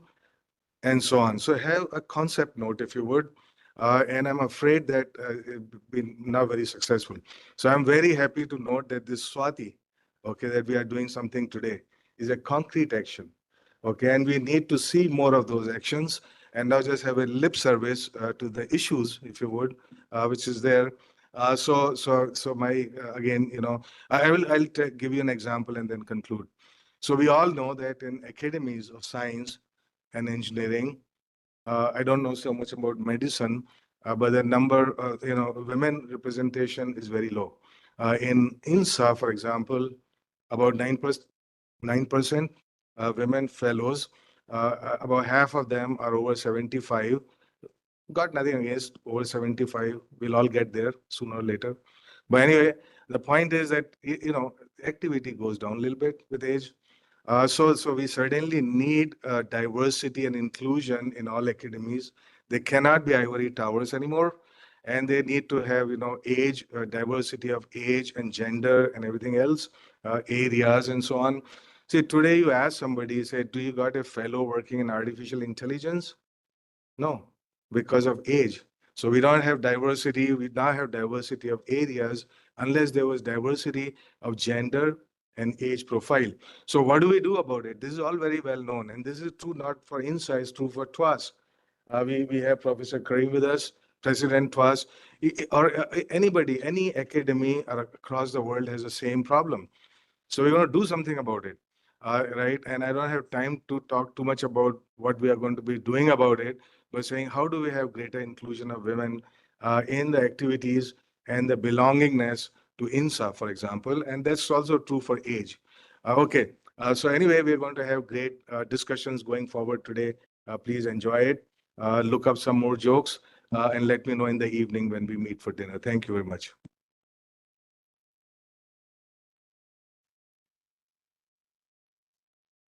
Thank you, Professor Ashutosh Sharma ji, for lightening the atmosphere, first of all, and telling us about the biases that exist for women and the need to take concrete actions to address these. It is now my privilege to invite Professor Balram Bhargav, the Honorable President of the National Academy of Sciences, Prayagraj, to address the gathering. Professor Bhargav is an eminent scientist and the chief of the Cardiothoracic Center, All India Institute of Medical Sciences. He is the immediate past Director General of Indian Council of Medical Research and the Secretary to the Government of India Health Research, Ministry of Health and Family Welfare. He also established the India-Stanford Biodesign Program, leading to the establishment of the School of International Design at AIIMS. Currently, Professor Bhargava is the Honorable President of the National Academy of Sciences. The Government of India has honored him by awarding the Padma Shri for his contributions to the field of medicine, for which he has also been awarded several other prestigious awards. Professor Bhargava. Thank you so much. Dignitaries on the dais, illuminaries in the audience, students, friends, press, absolutely a pleasure. At the outset, I congratulate the launch of this portal, which has institutionalized what India has been leading. If we look at, we tend to copy a lot from the Western world in terms of science or in terms of development. But if you look at the United States of America, 250 years, they're still not ready for a woman leader of the nation. We have had a woman leader of the nation more than 50 years back. If you look at the United Kingdom, women were not allowed to vote till the 60s. In the mid-60s, they were not allowed to vote. So India has been ahead in every which way. And this SWATI portal has really institutionalized what we have been ahead of in terms of women parity and gender equality, and also how the women are respected, nurtured, and put on a pedestal. As we know in our traditional mythology, in our culture, women are respected tremendously. And just have one little example, which I suddenly remembered. It's Samvat 1680, that is, we talked about Tulsi Das ji. And Tulsi, 400 years back, exactly 400 years back from today, wrote the Ramcharitmanas. His wife was a pivotal role in making him write that. He said, "Har mas ki deh mam tapar itni preeti, tisu adhi jo Ram prati avasi mitahi bhav preeti." So that women have played a pivotal role for centuries in India. And I think this portal has really institutionalized it in a very well manner. And I congratulate Professor Manju Sharma, Dr. Shubhra, and all the people who are at the helm of the affairs for setting up this portal. And I think it'll go a long, long way. The last point I want to say, there's something magical about the XX chromosome. Probably they are able to do more multitasking. They are more disciplined. I do not know, but there's some magic in the XX. All the best.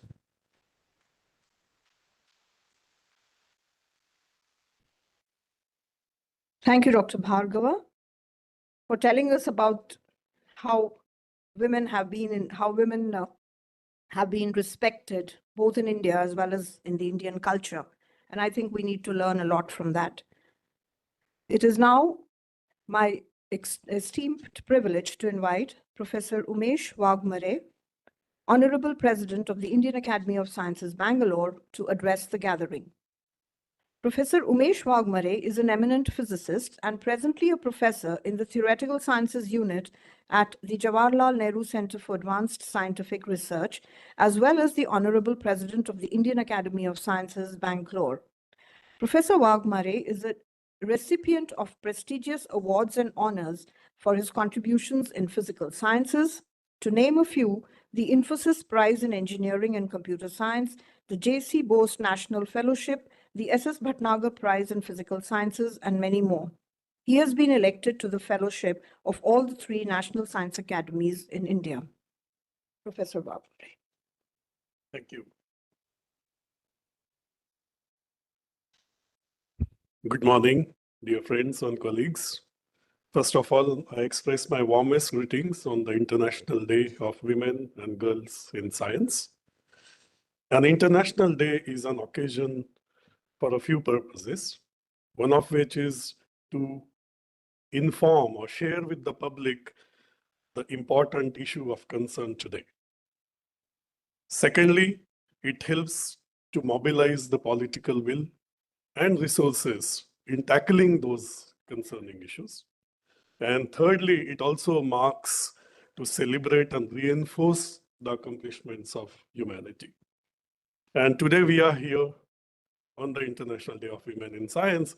The issue is gender gap in STEM in particular. Gender equality is not only a fundamental right, but it's key to achieving the full potential of humanity. Also, achieving the diversity that promotes creative thinking for problem solving and inclusive growth to a harmonious and sustainable state of society. Let me clarify from my own personal experience. I don't use the word educating a woman because in higher education, particularly in science and technology, education is a constant learning experience. I learn as much from my group members, who are half of them tend to be women and half of them men, as much as I learn from my senior colleagues. Yeah. So when you do research with women colleagues, actually they are educating me in return. And they provide a perspective which is different from some of the others who can provide it. So to me, progress of women is an incomplete phrase by itself. It's a progress of science and technology community, which is inseparable, or it's not separable into sort of progress of women or men alone. You want to know how women and girls play a critical role in science and technology. Communities and also their participation has to be strengthened now, however, because of the numbers as it has come up in several of the speeches. And although the overall numbers have gone up over time, percentage is going up much slower. Yeah? And that's where we need to work hard. Let me make a very sort of data-based remark. The issue of us being below a critical mass in science and technology will not be solved by tackling women in science problem, because there's a factor of 6 between the number of funded researchers in India and abroad.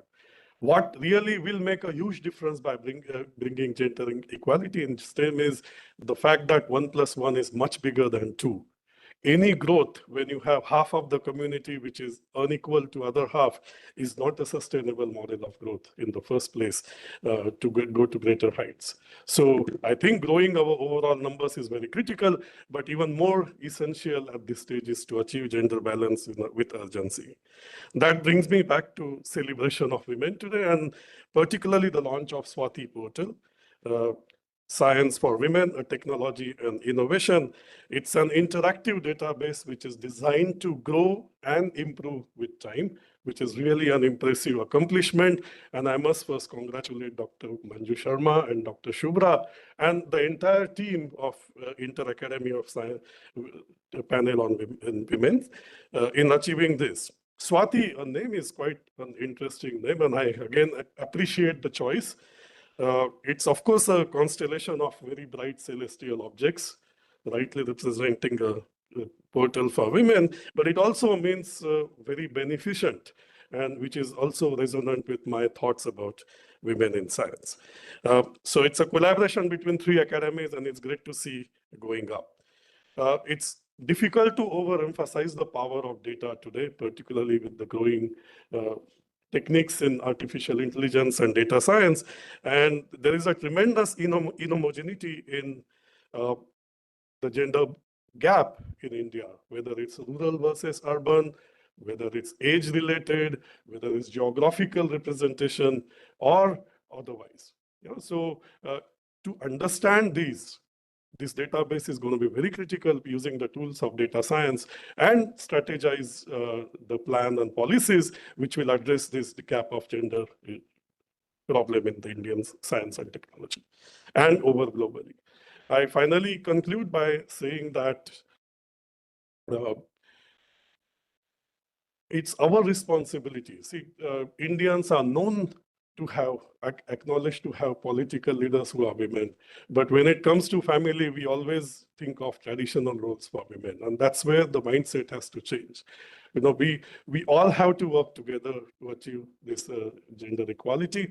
And I feel the SWATI portal is a very important step in understanding this problem, finding out the gaps, and at the same time, I feel we need to work with the social scientists also, collaborate with the social scientists. And I understand that social scientists is also a part of this portal. It's really a nice development, because to find solutions and policies, I think science alone may not be enough, because gender imbalance is a very complex issue.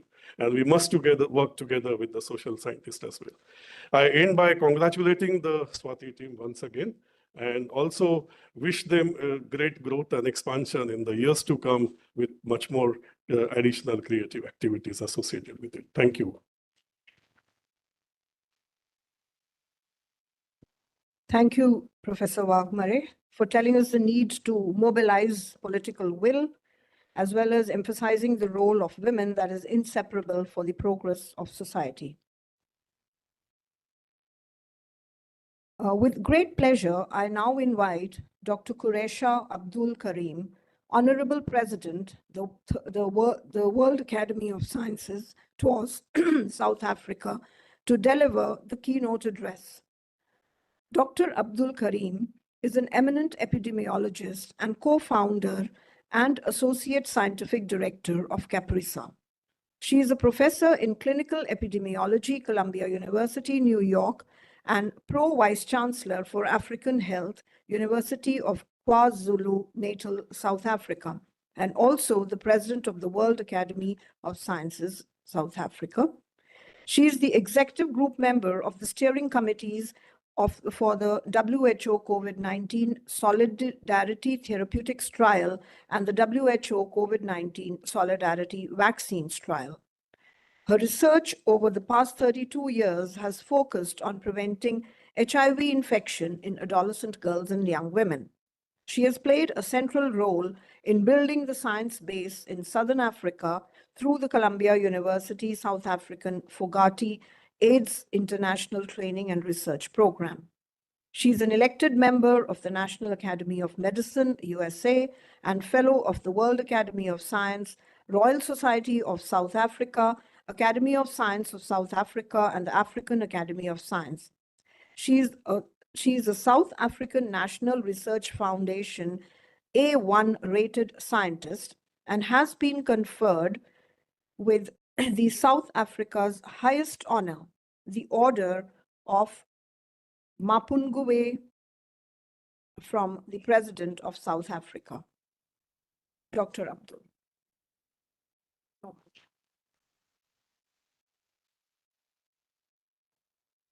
Thank you very much, Dr. Bhatia, for that very warm and generous welcome.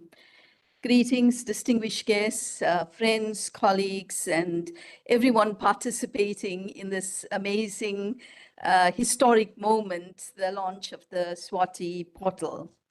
The World Academy of Sciences, represented by me, is deeply honored and privileged to be part of witnessing this important milestone.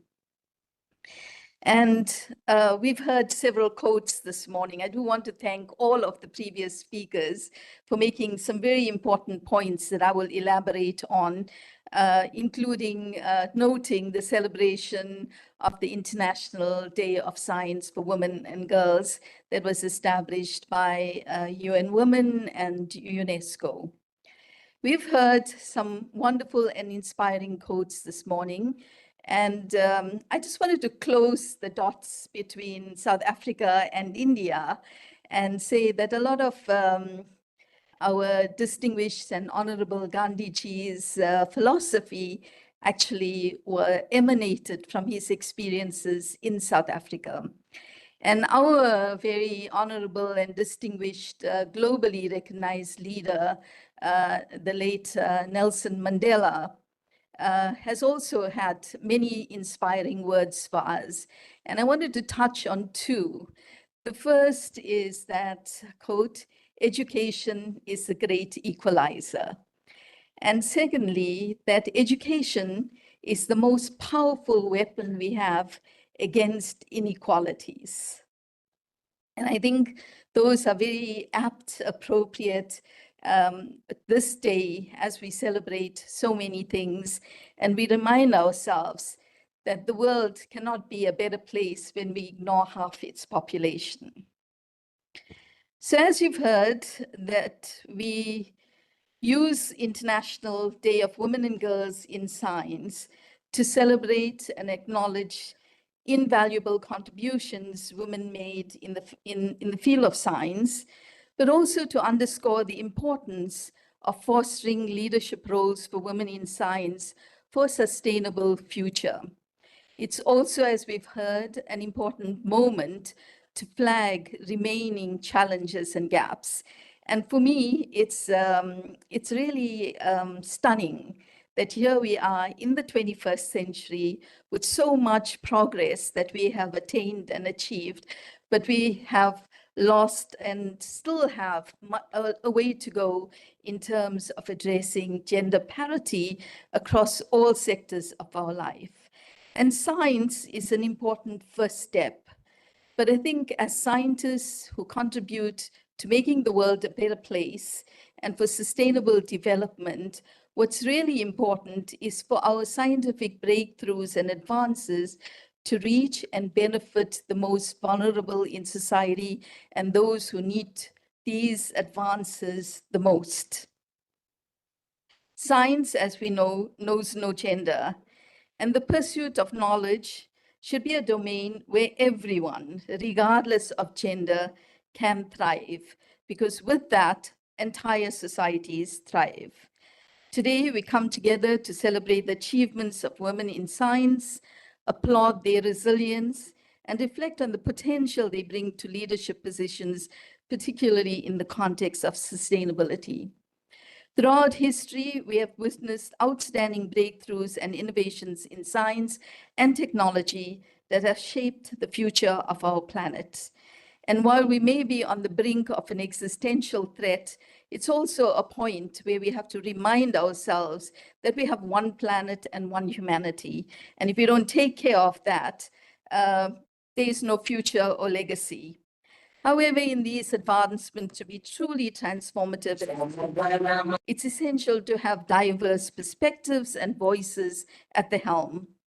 Women bring unique insights, as we've heard from the leadership of the 3 science academies, creativity and critical thinking skills that are necessary for addressing the complex challenges the world faces. Quite simply put, it's an absolute luxury that we can barely afford by ignoring this other half of the world's views and perspectives and what they have to offer. As we discuss women in science leadership, it's imperative to realize that to break down the barriers that impede their progress, gender gaps in many STEM fields, we must actively work towards creating an inclusive environment that promotes equality.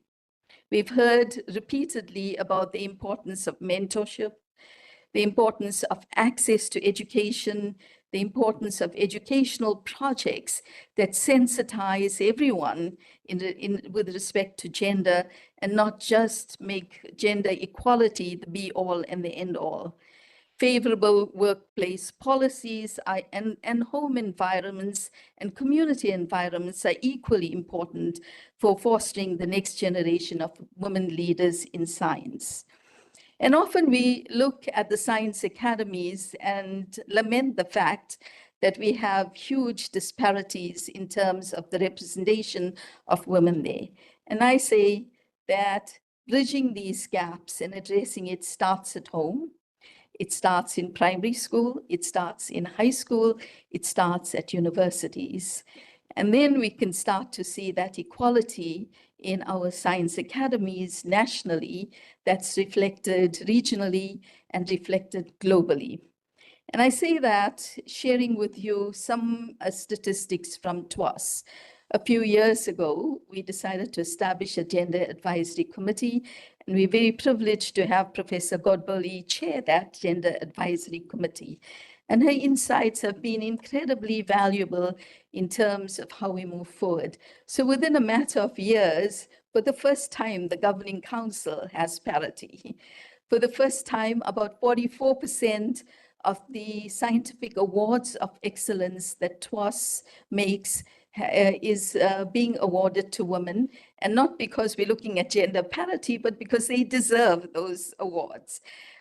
In many of our leading scholarship programs that we have addressing some of the key challenges around climate change or pandemic preparedness, for example, we see again repeatedly very different approaches that are brought by women. For example, in our program on climate change, we have 15 PIs from across 14 countries showing what we do very naturally, which is that we don't see ourselves as an island, but by networking and connecting, despite differences between our countries and within our countries, we're able to bring synergy by connecting and working together.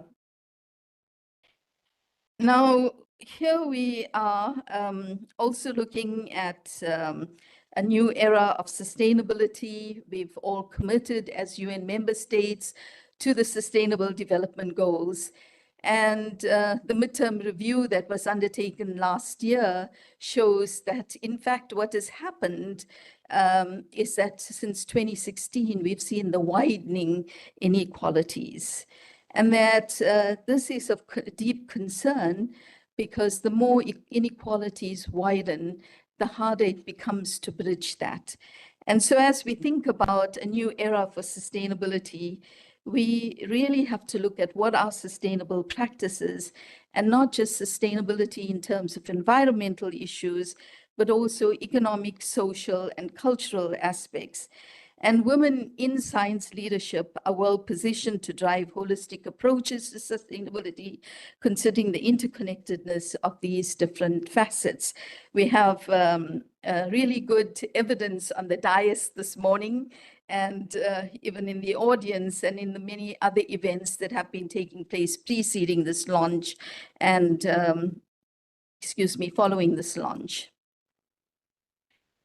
So as we embark today in the launch of SWATI, and I think it's also symbolic that it's named after the goddess of learning, it really is a significant journey. And it's a pioneering initiative. And I do want to commend and congratulate everybody who's been involved in conceptualizing this idea and then bringing it to fruition. And quite often these special days that we have are a lot about talk. And today you can see, here's a concrete example that goes beyond the talk. And this portal very significantly is interactive because knowledge is very fluid, it changes, and also there are very many ways in which knowledge is generated and needs to be recognized and acknowledged. This interactive platform enables that whole breadth of knowledge to be captured and to be available and to be accessible. And very, very importantly, I think, is its emphasis and dedication to excellence. And excellence is really key because when we're looking for change, we don't want something second rate. We really want the best of the best because only the best of the best is the best and what we need and what we desire.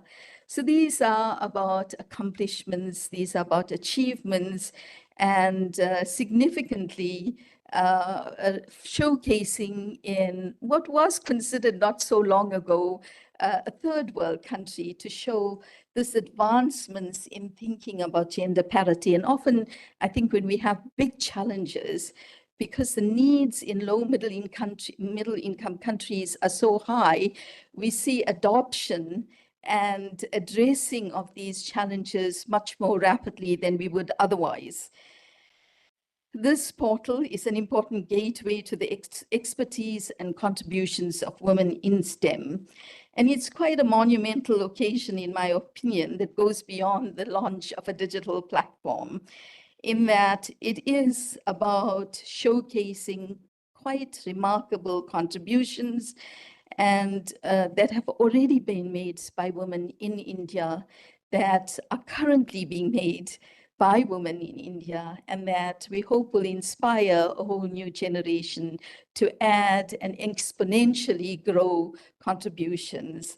And where we can one day stop talking about gender equality and gender, but talk about merit and our contributions as human beings equally to advancing things. We do know that research has proven that diversification in teams, including those led by women, tends to be more innovative and effective. Therefore, empowering women in science enhances the overall quality and impact of scientific endeavors while promoting gender equality. And I don't think anyone in this audience need a reminder about it. And while we have some evidence that is emerging of the impact this filling these gaps and closing these gaps play in terms of equality in the workplace, in terms of pay gaps, etc., that there's still big data gaps. And I think as we think about it, that we don't get too stuck on that. We do need to monitor very carefully and track progress. But that in itself is not it's not an end in itself. We do need to be mindful of the impact we're having in society. And we have to always keep that at the back of our mind. Are we bridging inequalities? Are we leaving the world a better place? Are we making the world a safer place? And this portal that we inaugurate today is not just a vessel of data. It's a living testament to the power of women scientists across the globe. And while it is being initiated here, I have no doubt that it's going to amplify its message and find a home for women across the globe. It's a platform where stories, discoveries, and accomplishments can be showcased and serve as an inspiration for generations to come. It is a virtual space of achievements of women in science, but also it is a moment of celebration. It's a declaration for every woman who aspires to be a scientist that she has a place in this community. You're not an other that shouldn't be here. We belong as much as everyone else, and that our contributions are valued, that we as people are recognized and acknowledged, and a high value is placed on us. It allows us to also highlight the challenges, and it also enables us to take new capabilities that are emerging, to use it to leapfrog us, and that we don't have a very slow process, but we have an expedited process to closing gaps, and that we have the potential to overcome many of the challenges that face us. We need the will and the commitment. And it's wonderful to see both the political presence here, the academic presence from the academies, and all of us here. As Shobna reminded us, we could be doing something very different on the Sunday morning. So I commend each of you for taking the time and committing it to be here and to witness this momentous occasion. It is also important as we celebrate this moment to be mindful of all the responsibilities it entails. While it is a catalyst for transformative change, a driving force not only to empower women in science, but also reshape the terrain of scientific research and innovation.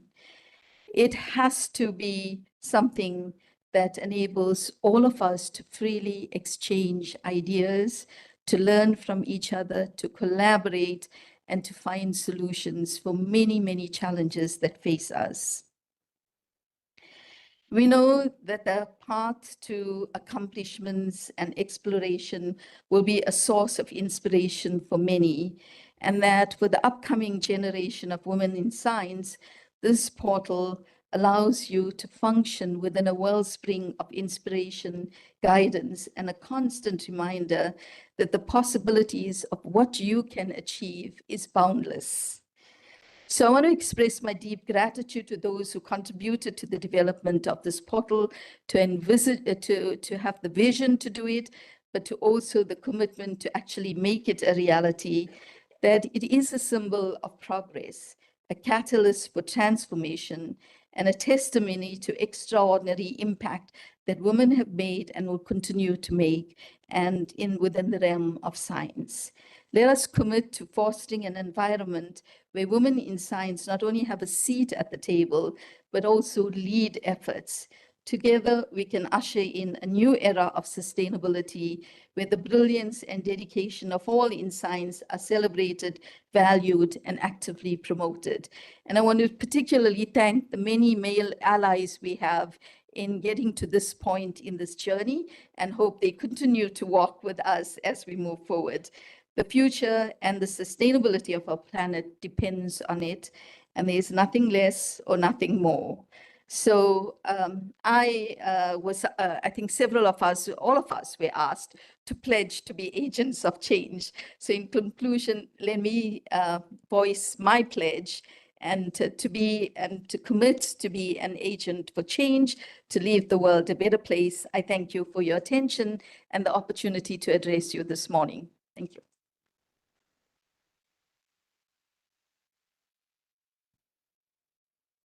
Thank you, Professor Karim, for such an inspiring message, telling us about the education of women, which is a great equalizer and powerful weapon, and also sharing the insights and policies of the World Academy of Sciences aimed at empowering women.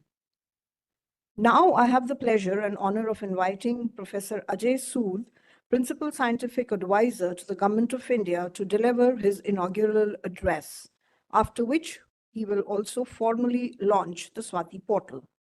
Professor Ajay Kumar Sood is a renowned physicist and is currently serving as the Principal Scientific Advisor to the Government of India.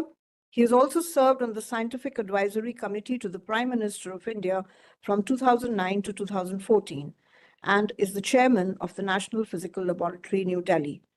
He is one of the few Indians to become a Fellow of the Royal Society, an FRS. He is also a Fellow of the World Academy of Sciences, as well as the 3 National Science Academies of India. He is the incumbent Secretary General of the World Academy of Sciences and a former president of the Indian Academy of Sciences, and the Vice President of the National Academy, Indian National Science Academy. He is a recipient of the Shanti Swarup Bhatnagar Prize as well as the Padma Shri. He was also conferred the Third World Academy TWAS Prize in Physics and several other prestigious national and international awards. Professor Sood. Thank you very much for this very generous introduction. First of all, my thanks to Dr. Manju Sharma ji for making me join this particular function, very important event on this Sunday morning among all the distinguished people on the dais and off the dais and very bright young people who are in the audience. Actually, when you come after 12 speakers on the dais, it's not very easy to say anything original because all these distinguished people have covered everything, given you all the warnings, all the accolades. And what I can do is probably re-emphasize some of them. But one thing is very clear, which I have known from the wise people, and that's what is consoling, that no person has ever suffered irreparable damage by hearing the same thing twice. So with that satisfaction, I will say a few words which have been probably said, but it is a wonderful event that this portal SWATI has been launched. And this name, SWATI, as mentioned, mirrors the portal's objective. And as you know, the word SWATI has its roots in Sanskrit, stemming from swa, S-W-A, signifying self or one's own. And it stands as a symbol of self-identity and uniqueness. And also, since associated with goddess of learning, goddess Saraswati, as was mentioned a few minutes back, the portal is a great initiative to unite the skilled and scientific female workforce, provide the relevant insights. And I hope that this data will not sit on the portal just to make some reports, which was mentioned again. I hope that this insight will give us some working level policies on how to address the gaps which are still existing, which though we are talking about this gender parity for almost like now 30, 40 years actively, and probably 10 years or 15 years more actively. One thing was nice that as we celebrated this year's 75th Republic Day, you would have all noticed the all-women tri-service contingent historic march down the Kartavya path a few 2 kilometers from here. It was not just a ceremonial display. Actually, it was a very powerful statement of our nation's commitment to empowering women. And I think this message was very loud and clear that this symbolic display is not only marking a significant shift in gender dynamics within traditionally male-dominated spaces, but also it serves as a testament to the significant strides women have made in various fields, as you saw in various jhankis on the Kartavya path, be it the science, technology, engineering, and all the STEM, what it stands for, mathematics and medicine. So we all know that any discussion on STEM advancement in the last few decades would be incomplete without acknowledging the crucial roles of various women in STEM who have played a role in major scientific breakthroughs, be it mRNA vaccines, Nobel Prize announced recently, to genome editing, click chemistry, ultra-fast lasers, and so on. You name any subject, and there are pioneers who can be the role model for not only young people, but even all the people, male and female. I'm happy to see that Dr. Abdul Karim from South Africa is the first women president of TWAS. At home, we also have very noteworthy scientists. Many of them are on the dais and off the dais.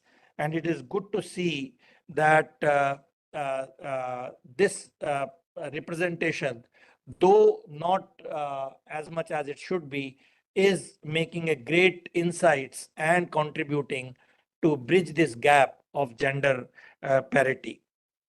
I was just looking at it that in the recent culture of the startups in India, as you know that we have almost 117,000 startups right now in India. And there are young entrepreneurs, women entrepreneurs.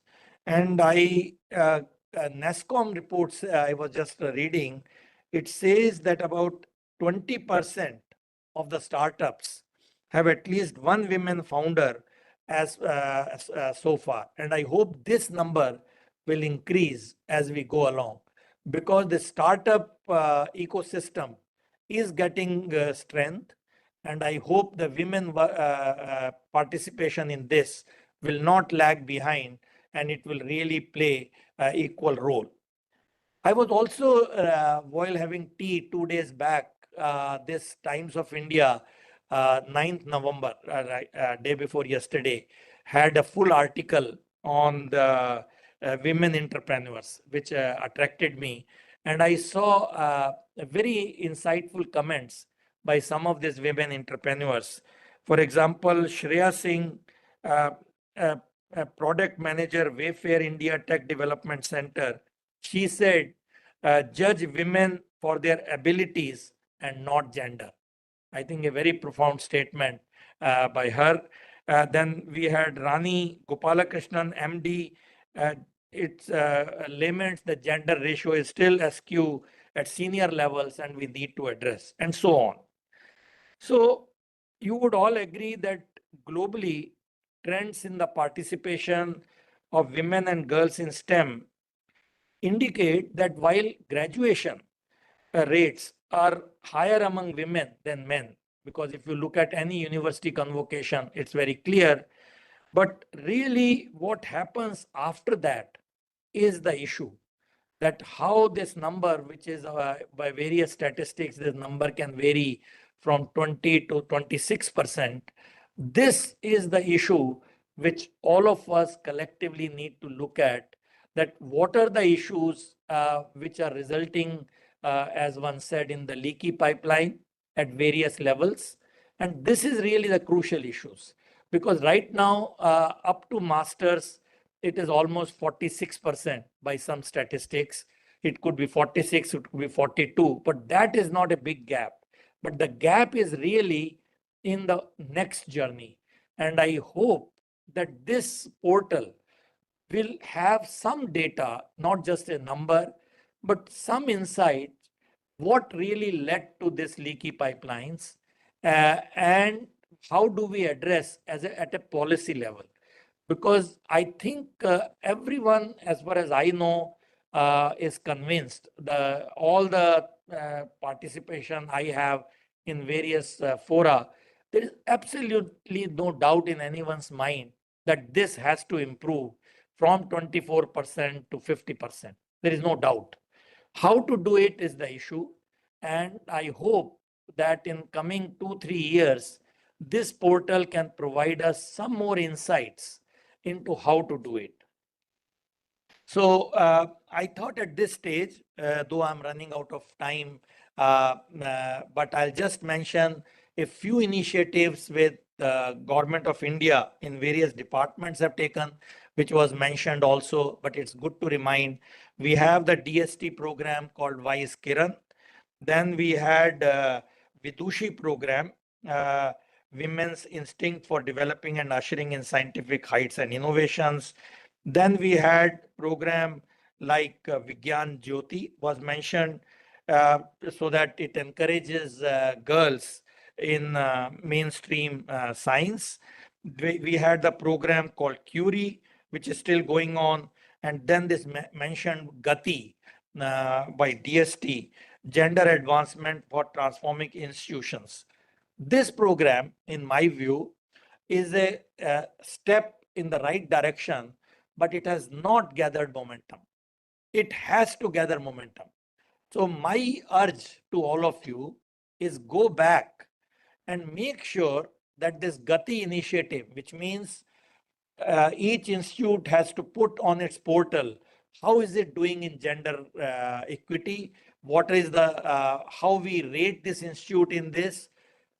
It will be a very, very correct step which was taken by DST, but somehow it has not moved. I know you were involved in that, but this has to go further. So I think a good initiative, I hope, does not die down just because the action was not taken. So I hope it does that. And we also now recently have a supernumerary scheme in pulling the number of women students enrolling in IITs. Again, a step in the right direction, though a small step, but again, it will go towards bridging gender disparity issue.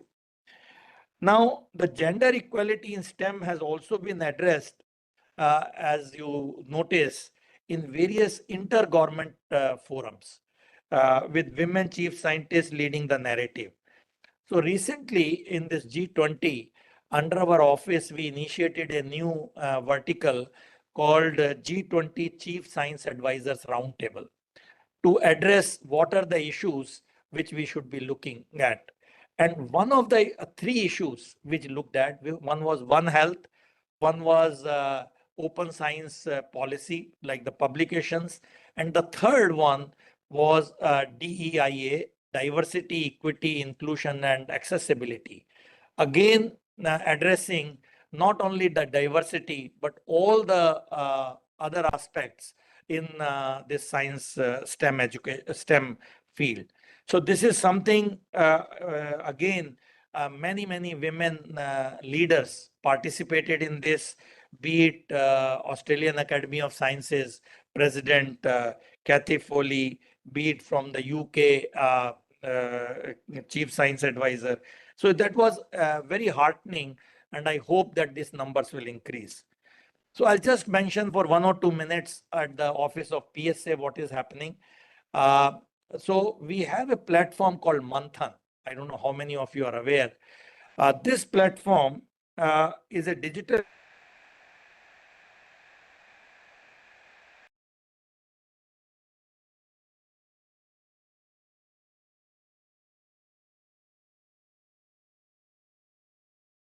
have the source and demand, the people who want the solutions to the problems, and people who can supply. People who can supply are the academy people, national labs, startups, MSMEs. The people who are asking for solutions are the government departments, industries, philanthropic organizations, many foundations which want to solve a problem, and it needs resources. So they provide the resources, and this is a platform which brings together. And if you have not seen this platform, please do see it.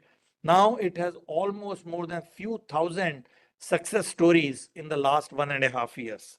So in that platform, we also have a vertical called a Women in STEM platform, which again caters to women achievers, opportunities, proposals, and innovations in STEM field. And this again has very positive outcomes. For example, we have a program, Medha, by the Bayer Fellowship Foundation, which awarded 125 female students to enhance the learning in domains such as innovation entrepreneurship. We have the program by Bicon Foundation. So many things are there. I don't want to mention all of them because attention span is limited without tea. So I will just not mention that, but there are many, many things which you would be interested to know once you go to Manthan platform. So again, a lot of books, coffee table books have come out in the last 5 years. Academy have brought out, our office has brought out 2 of them. Again, Leelavati's daughter was the first in its series many years back. They are really the motivators for the future generation, and I hope it will continue to do that. So as we celebrate International Day of Women and Girls in Science today, let us recognize and celebrate the role of women in shaping these fields. So I just cannot help but show you that the special edition of Vigyan Dhara, which is a newsletter from our office, I just brought it, it's not yet complete. On 20th, it will be released, is dedicated to women in science. And it has all the very interesting data which you would like to look at. So it is, we were conscious of this day, February 11th, and that is how this issue was planned. And I hope we will have a lot of inputs in future on the policy level by involving the SWATI portal. So please see that the portal does not remain only for data for statistics, but it also feeds into policy domain. So I think it's a collective journey as a society towards a future where women in STEM are norms and not the exception. So I hope we will make it a norm, and very soon we will not be again lamenting on this gender parity, and I hope it will be done in coming years. Thank you once again. Have a great day with very interesting talks, and all the very best to you. Thank you. Oh, okay. How do we launch? Okay, I am hitting some of you.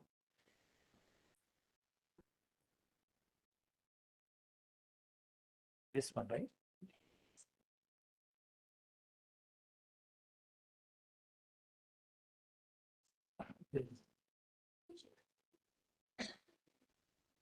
Actually, it needs a women.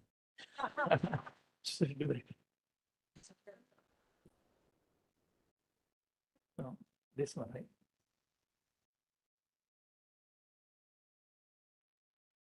Manju ji आपके हाथों करना है. Close the laptop. Oh,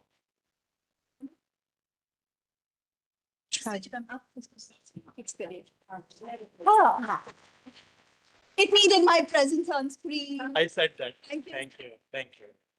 Thank you.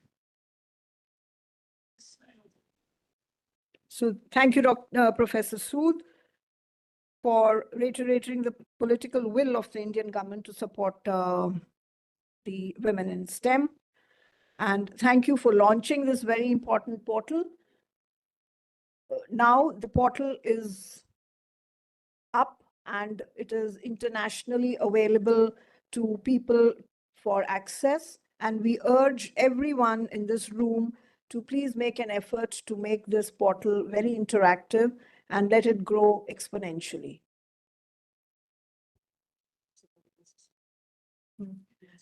Okay. And now we would like to felicitate some of our guests. We begin with felicitating Professor Sood, and we request Dr. Manju Sharma to do the honors.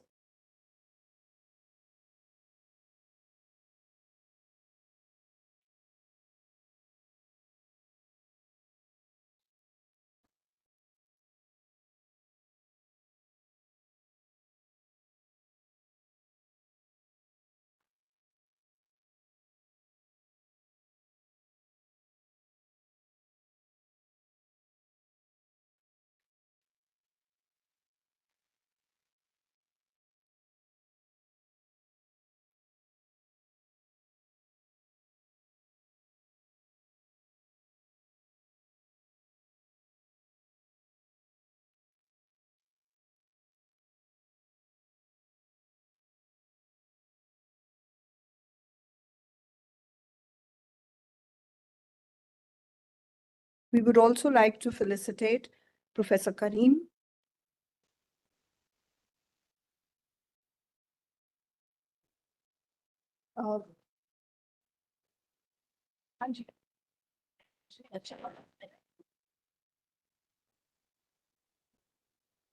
So Professor Sood needs to leave as he has another important meeting. So we thank Professor Sood for this very, very important inauguration.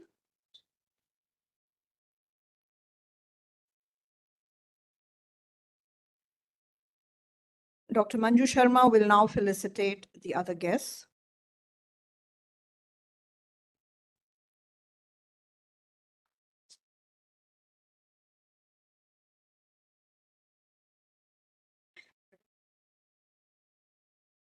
Come. Professor Karim.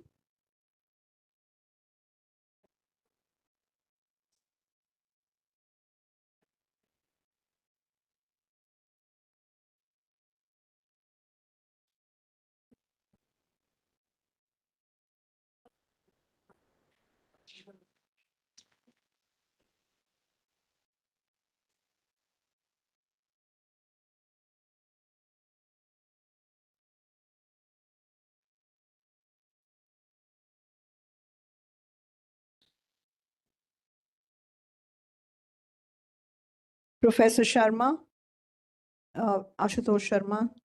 Oh, he's gone.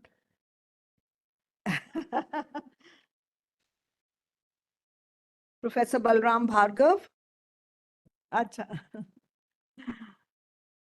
Yeah, Professor Manju Sharma, and then Madam Sharma to Professor Balram Bhargav.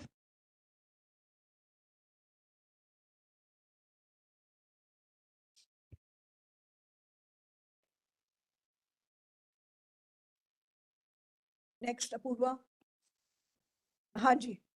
Madam Sharma to Dr. Balram Bhargav.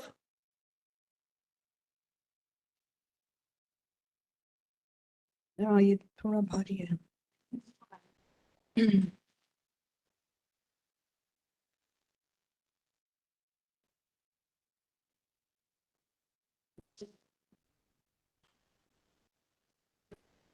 Madam Sharma to Professor Umesh Wagmare.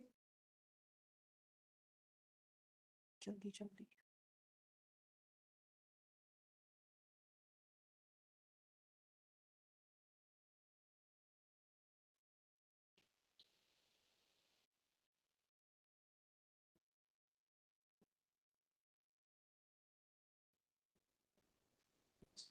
Professor Rohini Godbole.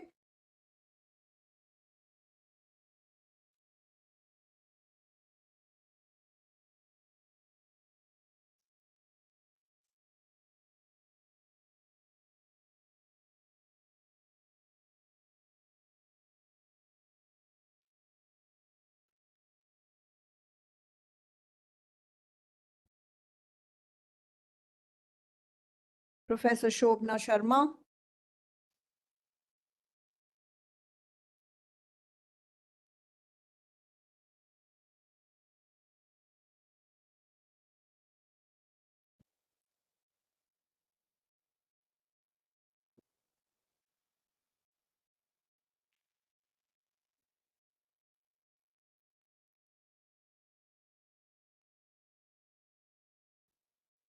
Dr. Renu Swarup.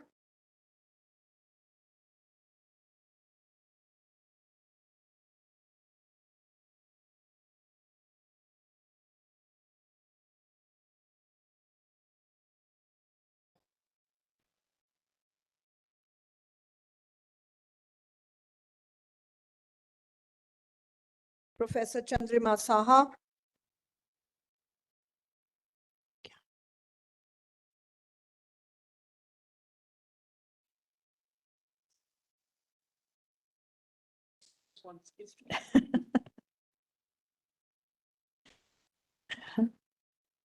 हाँ, Dr. Chandrima Saha.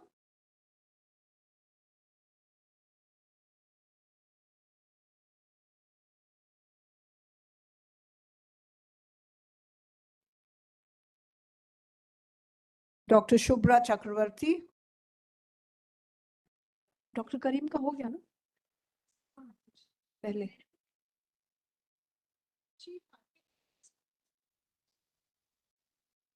Doctor Karim का हो गया ना हाँ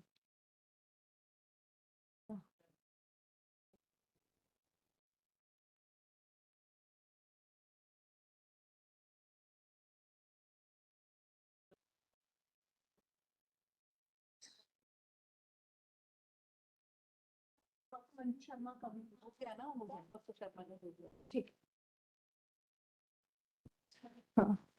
Thank you, everyone. And now, as we come to the end of the program, I request Dr. Pinky Agarwal, scientist NIPGR, to propose the formal vote of thanks.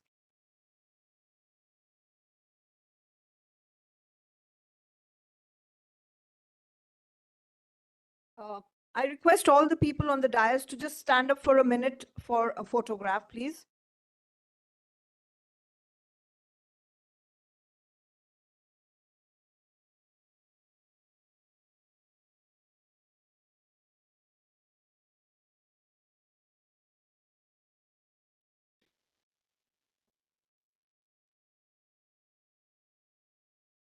Gitanjali on the dais.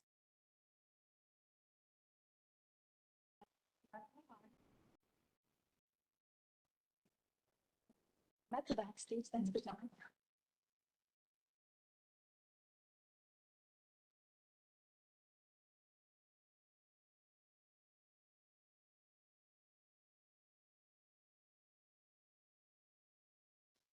Here. Everybody.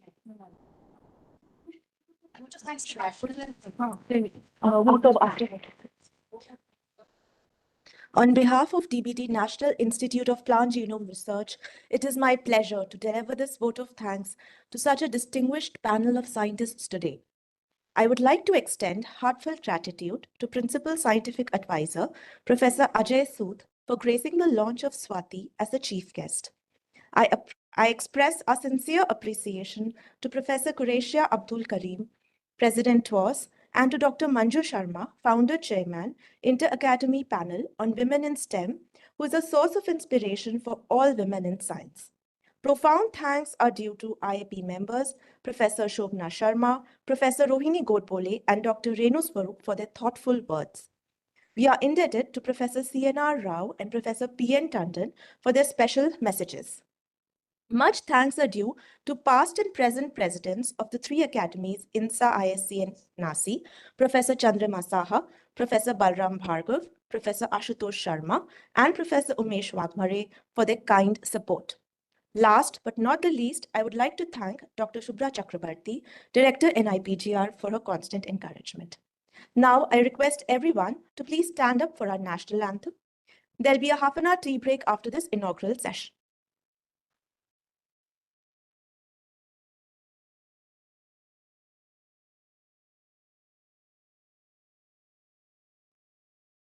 जनगण मन अधिनायक जय भारत भाग्य विधाता पंजाब सिंध गुजरात मराठा कावेरी उत्कल गंगा विंध्य हिमाचल यमुना गंगा उच्चल जगति तरंगा तब शुभ नामे जागे तब शुभ आशीष मांगे गाहे तब जय गाथा जन गण मंगल दायक जय हे भारत भाग्य विधाता जय हे जय हे जय हे जय जय जय जय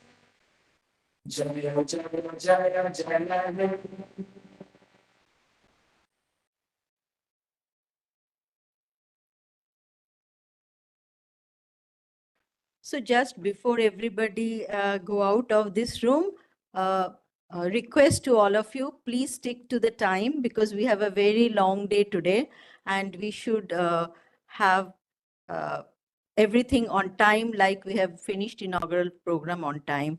please do that.